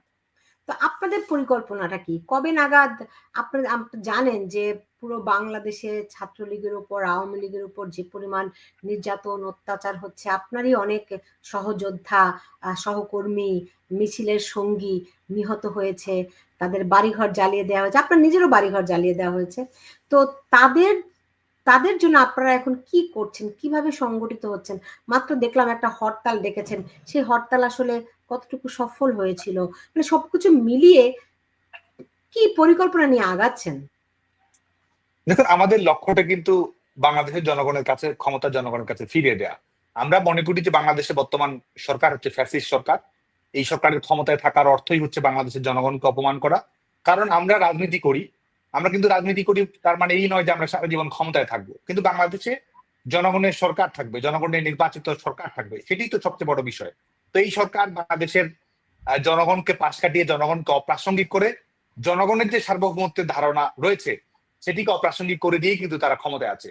দ্বিতীয় বিষয় হচ্ছে যে যারা ছাত্র, পুলিশ, নাগরিক হত্যার সঙ্গে সম্পৃক্ত থেকেছে, যাদেরকে ইন্ডেমনিটি দেওয়ার প্রয়োজন হয়েছে নিজেদের নিরাপত্তা এবং রক্ষা কবচ দেওয়ার জন্য, তারাই আজকে ক্ষমতায় আছে। তৃতীয় বিষয় হচ্ছে যে আমরা যদি 5ই আগস্টের পরবর্তী বাস্তবতা দেখি, বাংলাদেশ সম্পূর্ণ একটা সিকিউরিটি লেজ। একটি রাষ্ট্রের প্রধানতম দায়িত্ব কি? প্রধানতম দায়িত্ব হচ্ছে আপনার নিরাপত্তা নিশ্চিত করা। আপনার জীবন এবং জীবিকার নিরাপত্তা হচ্ছে রাষ্ট্রের সবচেয়ে প্রারম্ভিক কাজ হচ্ছে এটা। তো এই সরকার সম্পূর্ণ একটি সিকিউরিটিলেস রাষ্ট্র হিসেবে বাংলাদেশকে পরিণত করেছে, একটা ললেস রাষ্ট্র হিসেবে বাংলাদেশকে পরিণত হয়েছে। খুন, সহিংসতা, ধর্ষণের ঘটনা, অর্থনৈতিক বিপর্যয়, চাকরি না থাকা, মবের সহিংসতা থেকে শুরু করে মৌলবাদীদের উত্থান, প্রত্যেকটি ক্ষেত্রেই বাংলাদেশ কিন্তু একটা ভয়ঙ্কর বাস্তবতার মধ্য দিয়ে অতিবাহিত সময় করছে। তো এটির কারণে আমাদের এই দখলদার সরকারের বিদায় ঘটিয়ে বাংলাদেশের গণতান্ত্রিক পথ রূপান্তরটা হচ্ছে বাংলাদেশ ছাত্রলীগের কাজ। এবং সেই লক্ষ্যে, এবং এটি আমরা সাংগঠনিক দৃষ্টিকোণ থেকে নয়, বরং আমরা মনে করি যে বৃহত্তর ছাত্র জনতার ঐক্য নিশ্চিত করা প্রয়োজন। সেই লক্ষ্যে আমরা কাজ করছি, মানুষকে সংগঠিত করার চেষ্টা করছি, শিক্ষার্থীদের কাছে আমরা যাওয়ার চেষ্টা করছি। প্রশ্ন যদি থাকে, উদ্বেগ যদি থাকে, সংশয় যদি থাকে, শঙ্কা যদি থাকে, সেগুলো আমরা দূর করার চেষ্টা করছি। এবং আমরা সুস্পষ্ট করে বলছি যে আমরা এই সংকট আমরা মোকাবেলা করবই করবো, এবং আমরা সেই সংগঠিত শক্তির মাধ্যমে, জনগণের শক্তির মাধ্যমে, শান্তির শক্তির মাধ্যমে এবং লড়াই এবং আত্মত্যাগের মাধ্যমেই আমরা আমাদের সংগ্রামকে এগিয়ে নিয়ে যাবো। আমরা বিজয়ী হব, এবং বিজয়ী হওয়ার শর্ত হিসেবে আমরা কোনো অবস্থাতেই এই দখলদার সরকারের অপকৌশল আমরা কখনোই অবলম্বন করব না। সাদ্দাম, এই 5ই আগস্টের পরে বাংলাদেশের নারীরা অনেক সংকটের মধ্যে আছে, আপনিও জানেন, বিভিন্ন জায়গায় তারা নির্যাতিত হয়েছে। কিন্তু 5ই আগস্টের আগেই ইডেন কলেজের ছাত্রলীগের নেত্রীরা যেভাবে করে আক্রান্ত হয়েছে, তাদের উপর যে পরিমাণ অত্যাচার, নির্যাতন হয়েছে, এমনকি একজন ধর্ষণের পর্যন্ত শিকার হয়েছে, তাদের ব্যাপারগুলো কেন সেইভাবে সামনে এলো না? এই পুরো বিষয়টি তো আসলে আপনি দেখুন যে সিলেক্টিভ নৈতিকতার যে বিষয়টি আছে, এবং বিশেষ করে আমাদের মানবাধিকার কর্মী, গণমাধ্যম কর্মী, যদিও বাংলাদেশের গণমাধ্যম বলে আসলে বর্তমানে কিছুই নেই, সেই প্রশ্নগুলো কিন্তু সামাজিক যোগাযোগ মাধ্যমে অন্তত আসছে। শুধুমাত্র আপনি যদি দেখুন 16 জুলাইয়ে আপনি দেখবেন যে রোকেয়া হলে, আমাদের ছাত্রলীগের রোকেয়া হলে তো কোনো অনাকাঙ্ক্ষিত ঘটনা ঘটেনি।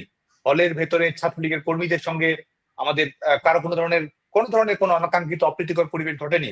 তারা আক্রমণ করেছে, এবং তারা দেখুন, আপনি বাংলাদেশে আজকে নৈবেত্তিক মূল্যায়নের জায়গাটা কোথায় চলে গেছে। তারা আক্রমণ করছে, তারা আক্রমণটাকে বড় মহিমান্বিত করছে, এবং যিনি আক্রমণের শিকার হয়েছেন, যিনি ভিকটিম, তাকে বরং ব্লেম দেওয়া হচ্ছে। তার অপরাধটা কি? আমরা যদি প্রশ্ন করি যে তার অপরাধটা কি, তিনি কি করেছেন বা তার শিক্ষা প্রতিষ্ঠানের অভ্যন্তরীণ বা কি ধরনের অনাকাঙ্ক্ষিত ঘটনা ঘটিয়েছেন যার বদৌলতে এটি ঘটবে, এর কিন্তু কোনো জবাব নেই।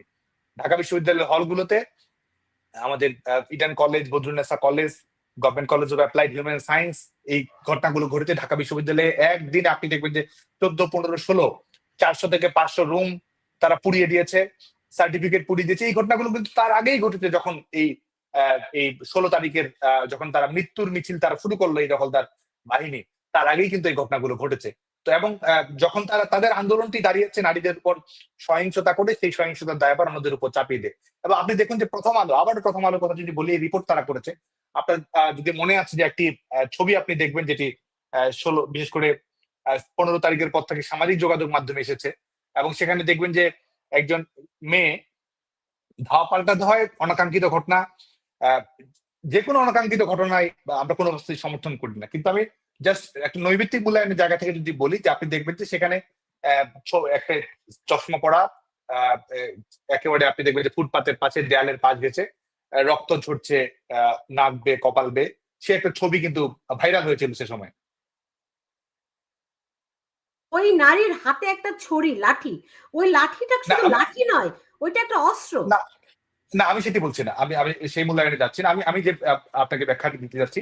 এবং আজকে কিন্তু এই যখন 16 জুলাই মানে বর্ষ 1 বছর সেই ঘটনাকে স্মরণ করে তারা রিপোর্ট করেছে, সেখানে কিন্তু সেই মেয়ে তিনি যখন ঘটনার বর্ণনা দেন, আপনি শুনবেন তার বর্ণনায় কিন্তু আছে যে স্বাভাবিকভাবে যখন তারা আক্রমণ করেছে, কারণ তাদের মূল লক্ষ্যই ছিল পরিবেশটি উত্তপ্ত করা। তারপর ধাওয়া পাল্টা দেওয়ার ঘটনা ঘটেছে, এটা অস্বীকার করার সুযোগ নেই। ধাওয়া পাল্টা দেওয়ার ঘটনা ঘটেছে, ধাওয়া পাল্টা দেওয়ার ঘটনার মধ্যে সে পড়ে গিয়ে আঘাত পেয়েছে এবং তার যে কারণে তার রক্তক্ষরণের ঘটনা ঘটেছে, এবং সেটিকে কিন্তু চালিয়ে দেওয়া হচ্ছে ছাত্রলীগের আক্রমণে সে তার রক্তক্ষরণের ঘটনা ঘটেছে। এবং আপনি দেখুন যে ছাত্র শিবিরের আজকে তো আল জাজিরা রিপোর্টে দেখলেনই, এর বাইরে যদি দেখেন যে ছাত্র শিবিরের বর্তমানে যিনি ঢাকা বিশ্ববিদ্যালয়ের সভাপতি, তিনি বর্ণনা দিয়েছেন যে তারা 14 তারিখেই প্রফেশনাল ক্যামেরাম্যান, দেশি বিদেশি গণমাধ্যম থেকে শুরু করে তাদের ক্যামেরা সেট করা ছিল। এটা তাদের বক্তব্য, আমাদের বক্তব্য না, যে বিভিন্ন অ্যাঙ্গেল থেকে তারা ছবি তুলবে, শত শত ছবি তুলবে, এবং মুহূর্তের মধ্যে সেগুলো তারা ভাইরাল করে দিয়ে তারা একজন উত্তপ্ত পরিবেশ পরিস্থিতি তৈরি করবে। তো সে কারণে প্রত্যেকটি ছবি কিন্তু সেভাবে তৈরি করা, প্রত্যেকটি ছবি সে ধরনের পরিবেশ পরিস্থিতির মধ্যে তৈরি করা। 15 তারিখে ধাওয়া পাল্টা দেওয়ার ঘটনা ঘটছে, ধাওয়া পাল্টা দেওয়ার ঘটনার কারণে হয়তো অনাকাঙ্ক্ষিত ঘটনা ঘটেছে, সেটা তো অস্বীকার করার সুযোগ নেই। কিন্তু যেটি একপাক্ষিক আক্রমণ হিসেবে যেটিকে চাপিয়ে দেওয়ার চেষ্টা করে, একপাক্ষিক আক্রমণ তারাই সূচনা করেছে, এবং এই ঘটনার বর্ণনাটা তারা সেভাবে দিয়ে এক ধরনের রাজনৈতিক প্রতিহিংসার পরিবেশটি তারা আসলে চরিতার্থ করতে চেয়েছে। কিন্তু ধরেন যারা আপনার কর্মীরা আক্রান্ত হয়েছে, নিহত হয়েছে, আহত হয়েছে, তাদেরকে সাংগঠনিকভাবে কোনো সহায়তা দেওয়ার ব্যবস্থা কি আপনারা করছেন? এই চেষ্টা আমাদের অব্যাহত রয়েছে, এবং এটি স্বীকার করতে হবে যে সবার কাছে সেই পর্যাপ্ত সহযোগিতা আমরা সবাইকে করতে পারিনি, কিন্তু আমরা ধাপে ধাপে, এবং ইতিমধ্যেই সেটি করা হয়েছে। এর বাইরেও, কারণ দেখুন গোটা বাংলাদেশটাই যখন কারাগারের অবস্থার মধ্যে আছে, আমাদের প্রত্যেকজন নেতাকর্মী নিজের বাড়িতে থাকার সুযোগ নেই, বাড়িঘর পুড়িয়ে দিয়েছে, সার্টিফিকেট পুড়িয়ে দিয়েছে, শিক্ষা প্রতিষ্ঠানে যাওয়ার সুযোগ নেই, কত ধরনের সহিংসতা, নির্মম হত্যাযজ্ঞের শিকার হতে হয়েছে। এবং আমাদের নেতাকর্মীরা এই অবস্থার মধ্যে আন্দোলন করছে, প্রতিরোধ করে তুলছে, আঘাত আসছে, কিন্তু তারা বরং আরো শক্তিশালী হয়ে কর্মকাণ্ড পরিচালনা করার চেষ্টা করছে। আমরা চেষ্টা করছি, কিন্তু অবশ্যই আমাদের সীমাবদ্ধতা রয়েছে, কিন্তু আমাদের সীমাবদ্ধতা থাকা সত্ত্বেও আমাদের কর্মীদের যে অসীম মনোবল রয়েছে, এই অসীম মনোবলে আসলে আমাদের সংগ্রামকে এগিয়ে নিচ্ছে। সাদ্দাম, আপনি অনেকক্ষণ ধরে আপনার কর্মীদের কথা বললেন, কিন্তু আপনি একবারও বললেন না আপনার বাড়িটিও পুড়িয়ে দেওয়া হয়েছে, এমনকি আপনার বাবা মারা গেছেন, তার জানাজায় আপনি সন্তান হিসেবে, পুত্র হিসেবে উপস্থিত থাকতে পারেননি। এই সময়গুলো কিভাবে, আপনাদের জীবন তছনছ হয়ে গেছে, এটা আমি বুঝতে পারি, এই সময়গুলো কিভাবে দেখছেন, কিভাবে মূল্যায়ন করছেন? এটি গোটা আমি বাংলাদেশের একজন নাগরিক হিসেবে আমার যে অবস্থা, গোটা বাংলাদেশের সমস্ত মানুষকে আসলে একই অবস্থার মধ্যে দিয়ে যেতে হচ্ছে। এবং যারা হয়তো ছাত্রলীগকে অপছন্দ করেন, যারা হয়তো আওয়ামী লীগকে সমর্থন করেন না, যারা হয়তো আন্দোলনেও ছিলেন, আপনি দেখুন যে মানুষের তো আর নিরাপত্তা নেই। একজন অভিভাবক শঙ্কার মধ্যে থাকছেন যে তার মেয়ে নিরাপদে শিক্ষা প্রতিষ্ঠানে যেতে পারবে কিনা, কোনো ধরনের অঘটনের শিকার হবেন কিনা, সেটি নিয়ে সংশয় আছে। যিনি হয়তো অন্য রাজনৈতিক দল করেন, তিনি আজকে ব্যবসা বাণিজ্য করতে পারছেন না। যিনি হয়তো চাকরি করেন, তিনি জানেন না যে কখন তিনি মবের শিকার হবেন। যিনি হয়তো একজন পুলিশ, তিনি হয়তো দক্ষতা মেধার ভিত্তিতে চাকরি পেয়ে কাজ করতে চেয়েছেন, সার্ভিস দিতে চেয়েছেন, আজকে প্রত্যেকটা মুহূর্ত তাকে আতঙ্কে থাকতে হচ্ছে। এবং যিনি হয়তো গার্মেন্টস শ্রমিক, তিনি আজকে একটা সংখ্যার মধ্যে ইতিমধ্যেই কলকারখানাগুলো বন্ধ হয়ে গেছে, চাকরি হারা অবস্থার মধ্য দিয়ে সবাইকে যেতে হচ্ছে, অভিভাবকেরা উদ্বেগের মধ্যে রয়েছে, ছেলেমেয়েরা লেখাপড়া শেষ করে চাকরি পাবে তার ন্যূনতম অর্থ কোনো গ্যারান্টি নেই, কোটা না মেধা পরিণত হয়েছে সুপারিশে, এবং পুরো চাকরি ব্যবস্থাকে তারা কুক্ষিগত করেছে, দলীয় বিবেচনায় রাজনৈতিক বিবেচনায় নিয়োগ প্রদানের পক্ষে তারা ত্বরান্বিত প্রত্যেক মুহূর্তে করছে। তো গোটা বাংলাদেশে এক ধরনের সংকটের মুখে রয়েছে, যে কারণে আমাদের কাছে আমরা যেটিতে ফোকাস করার চেষ্টা করছি, আমরা লড়াইটাকে ফোকাস করার চেষ্টা করছি, সংগঠিত করার চেষ্টা করছি। এবং আমাদের দেখুন, এটি আমাদের জন্য তো নতুন অভিজ্ঞতাও, আমরা যারা রাজনৈতিক কর্মী আমরা একটা নতুন বাস্তবতার মধ্য দিয়ে যাচ্ছি, এবং লড়াইয়ের শিক্ষা আমরা পাচ্ছি, সংগঠিত হওয়ার শিক্ষা আমরা পাচ্ছি, প্রতিকূল পরিস্থিতি মোকাবেলা করার আমরা শিক্ষা আমরা পাচ্ছি, এবং এই সংকটকালীন সময়ে নিজেদের সীমাবদ্ধতাগুলো সেটি নিয়েও আমাদেরকে এক ধরনের মূল্যায়ন করার সুযোগ হচ্ছে। আমাদের আগেকার কর্মকাণ্ডগুলো সেগুলো নিয়ে রিভিজিট রিথিঙ্ক করার সুযোগ হচ্ছে, পুনর্মূল্যায়ন করার সুযোগ থাকছে, ভুলগুলো সংশোধন করার সুযোগ থাকছে। এবং এটির মাধ্যমে কিন্তু আমি যেটি মনে করি যে গোটা বাংলাদেশের ছাত্রলীগের নেতাকর্মীরা একটা ইতিবাচক ছাত্র রাজনীতি করেছেন বঙ্গবন্ধু কন্যা দেশরত্ন শেখ হাসিনার নির্দেশনা এবং ভালোবাসায়, একটা প্রতিযোগিতামূলক ছাত্র রাজনীতি করতে চেয়েছেন এবং বাস্তবায়ন করেছেনও আসলে অনেক ক্ষেত্রে ছাত্রলীগের নেতাকর্মীরা। আজকে একটা নতুন বাস্তবতা, একটা ফ্যাসিস্ট সরকারের মুখোমুখি ছাত্রলীগের নেতাকর্মীরা, একটা খুনি সরকারের মুখোমুখি ছাত্রলীগের নেতাকর্মীরা, এটা দখলদার সরকারের মুখোমুখি নেতাকর্মীরা। তো এর মধ্যে যে লড়াইয়ের শিক্ষা, সংগ্রামের শিক্ষা, মিছিলের শিক্ষা পাচ্ছে ছাত্রলীগের নেতাকর্মীরা, আমরা মনে করি তারা আরো অনেক বেশি শানিত হচ্ছে, তারা আরো অনেক দীপ্ত হচ্ছে, তারা অনেক সাহসী হচ্ছে। শিক্ষার মূল্যটা একটু বেশি হয়ে যাচ্ছে না? দাম একটু বেশি দেওয়া হয়ে যাচ্ছে না? সেটি দিতে হচ্ছে, সেটি বাংলাদেশের মানুষকেই, সেটি গোটা বাংলাদেশের মানুষকে আসলে দিতে হচ্ছে। কিন্তু আমাদের ছাত্রলীগের কর্মীদের কাছে সবচেয়ে বড় লক্ষ্যটা কি, ছাত্রলীগের নেতা কর্মীদের কাছে মূল লক্ষ্যটা যদি বলেন, আমাদের মূল স্বপ্ন তো দেশকে ঘিরে, আমাদের দেশটা গণতান্ত্রিক হবে, দেশটা মুক্তিযুদ্ধের অঙ্গীকারের ভিত্তিতে পরিচালিত হবে, দেশের মানুষের সুস্থ থাকবে, নিরাপত্তা থাকবে।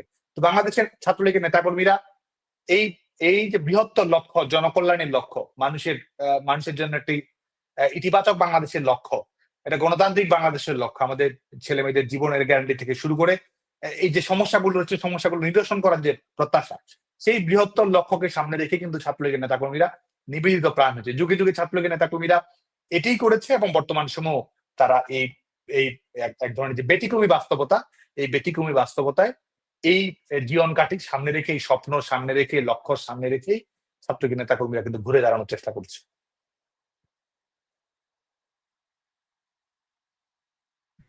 প্রায় শেষ পর্যায়ে আছি আমি, তারপরেও দুটো প্রশ্ন আরো না করলেই নয়। সেটি হচ্ছে, ধরেন আপনারা বলা চলে যে রাস্তায় দাঁড়াতেই পারছেন। আমি জানি আপনাদের কয়েক লাখ কর্মী এখন এই মুহূর্তে কারাগারে রয়েছে, কেউ ঘরে থাকতে পারছে না, পালিয়ে পালিয়ে থাকতে হচ্ছে, কারো কোনো নিরাপত্তা নাই, এগুলো সবই আমি বুঝি। তারপরেও যে কর্মসূচিগুলো দিচ্ছেন, রাস্তায় যে দাঁড়াতে পারছে না, এগুলো থেকে কিভাবে উত্তরণ ঘটাবেন আপনারা? দেখুন, কর্মসূচি কিন্তু ক্রমাগত ভাবে অংশগ্রহণ বাড়ছে, সম্পৃক্ততা বাড়ছে, এবং কর্মীরাই আমাদের কর্মসূচিগুলো এগিয়ে নিচ্ছে। আমাদের মিছিল ক্রমান্বয়ে বড় হচ্ছে, এবং যে সেটি বিভিন্ন ধরনের কর্মসূচি, বাংলাদেশের বিভিন্ন শিক্ষা প্রতিষ্ঠান হোক, জেলায় হোক, মফস্বলে হোক, গ্রামে গঞ্জে হোক, নিজের বাড়িতে হোক, সবখানে কিন্তু ছাত্রলীগের কর্মীরা সেটি বাস্তবায়ন করার চেষ্টা করছে, এবং সেগুলো বাস্তবায়িত হচ্ছেও। বিশেষ করে গণমাধ্যমে তো আর ছাত্রলীগের কর্মসূচির আসার কোনো সুযোগ নেই। বাংলাদেশের গণমাধ্যম তো এভাবেই তারা এই অবস্থায় নিয়ে গেছে, এবং সামাজিক যোগাযোগ মাধ্যমেও যখন কর্মসূচির খবরগুলো প্রকাশিত করা হয়, তখন সেগুলো চিহ্নিত করে কিন্তু তাদেরকে আইন শৃঙ্খলা রক্ষাকারী বাহিনীর মাধ্যমে, কিংবা তাদের যে প্রাইভেট সন্ত্রাসী বাহিনী রয়েছে সেটিকে লেলিয়ে দিয়ে সন্ত্রাসী কর্মকাণ্ড পরিচালনা করা হচ্ছে। এর মধ্যেও কিন্তু আমরা সেই কাজটি করে যাচ্ছি, এবং নেতাকর্মীরা সংগঠিত হচ্ছে, এবং আমরা দৃঢ়তার সঙ্গে বিশ্বাস করি যে আমাদের এই লড়াই বিজয়ী হবেই হবে, এই দখলদার সরকারকে বিদায় নিতে হবেই হবে, এবং বাংলাদেশে আবার গণতন্ত্র ফিরে আসবে। সাদ্দাম, আপনি বলছেন যে অনেকেই ছাত্রলীগ পছন্দ নাও করতে পারে না। বাংলাদেশে রাজনীতি মূলত দুটি ধারায়, একটি হচ্ছে আওয়ামী লীগ, আর একটি হচ্ছে এন্টি আওয়ামী লীগ। তো একটা দেশের একটা বড় অংশ আওয়ামী লীগের রাজনীতি পছন্দ করে না, এটাই প্রতিষ্ঠিত।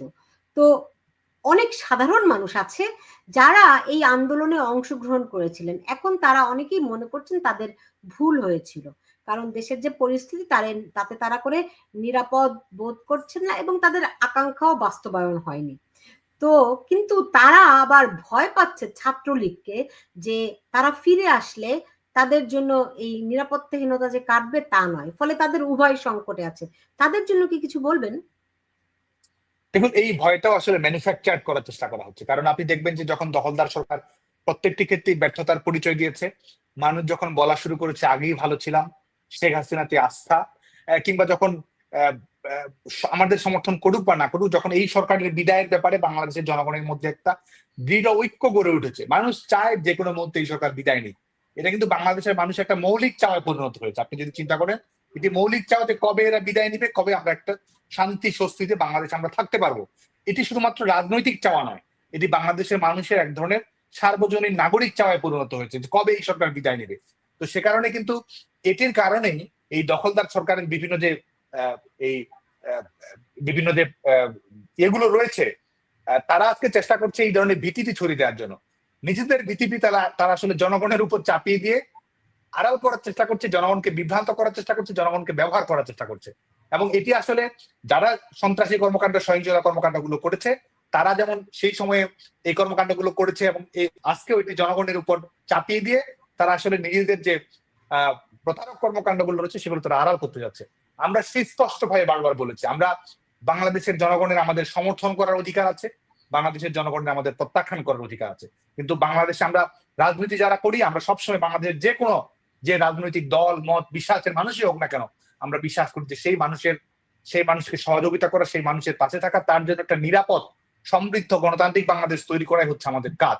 এবং বাংলাদেশ ছাত্রলীগ, বাংলাদেশ আওয়ামী লীগ আগামী দিনে সেটি নিশ্চিত করার জন্য চেষ্টা করবে। বরং আমাদের বিরুদ্ধে যারা আন্দোলন করেছে তারাও আমরা মনে করি যে আমাদের শক্তি, কারণ তাদের যে প্রতিবাদ, তাদের যে সাহস রয়েছে, যারা শান্তিপূর্ণ কর্মসূচি পালন করেছে, আমরা মনে করি তারাও আমাদেরকে অনুপ্রাণিত করে, তাদের কাছ থেকেও আমরা শিক্ষা গ্রহণ করি।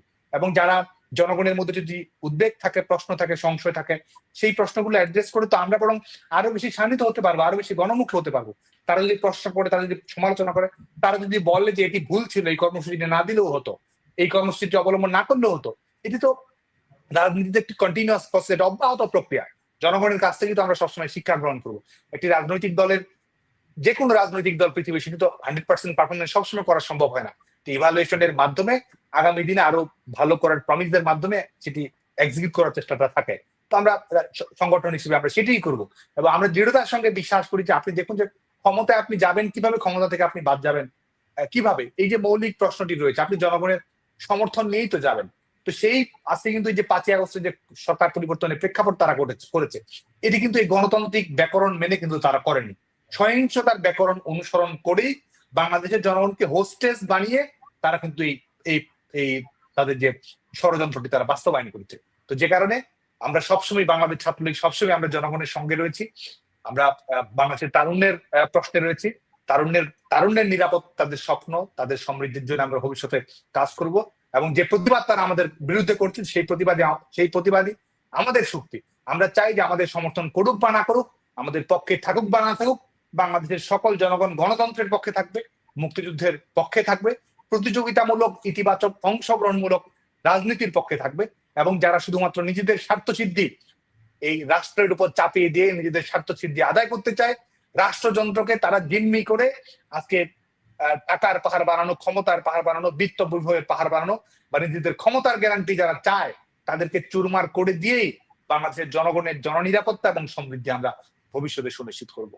জি, শেষ প্রশ্ন, কবে নাগাদ দেশে ফিরতে পারেন আপনারা?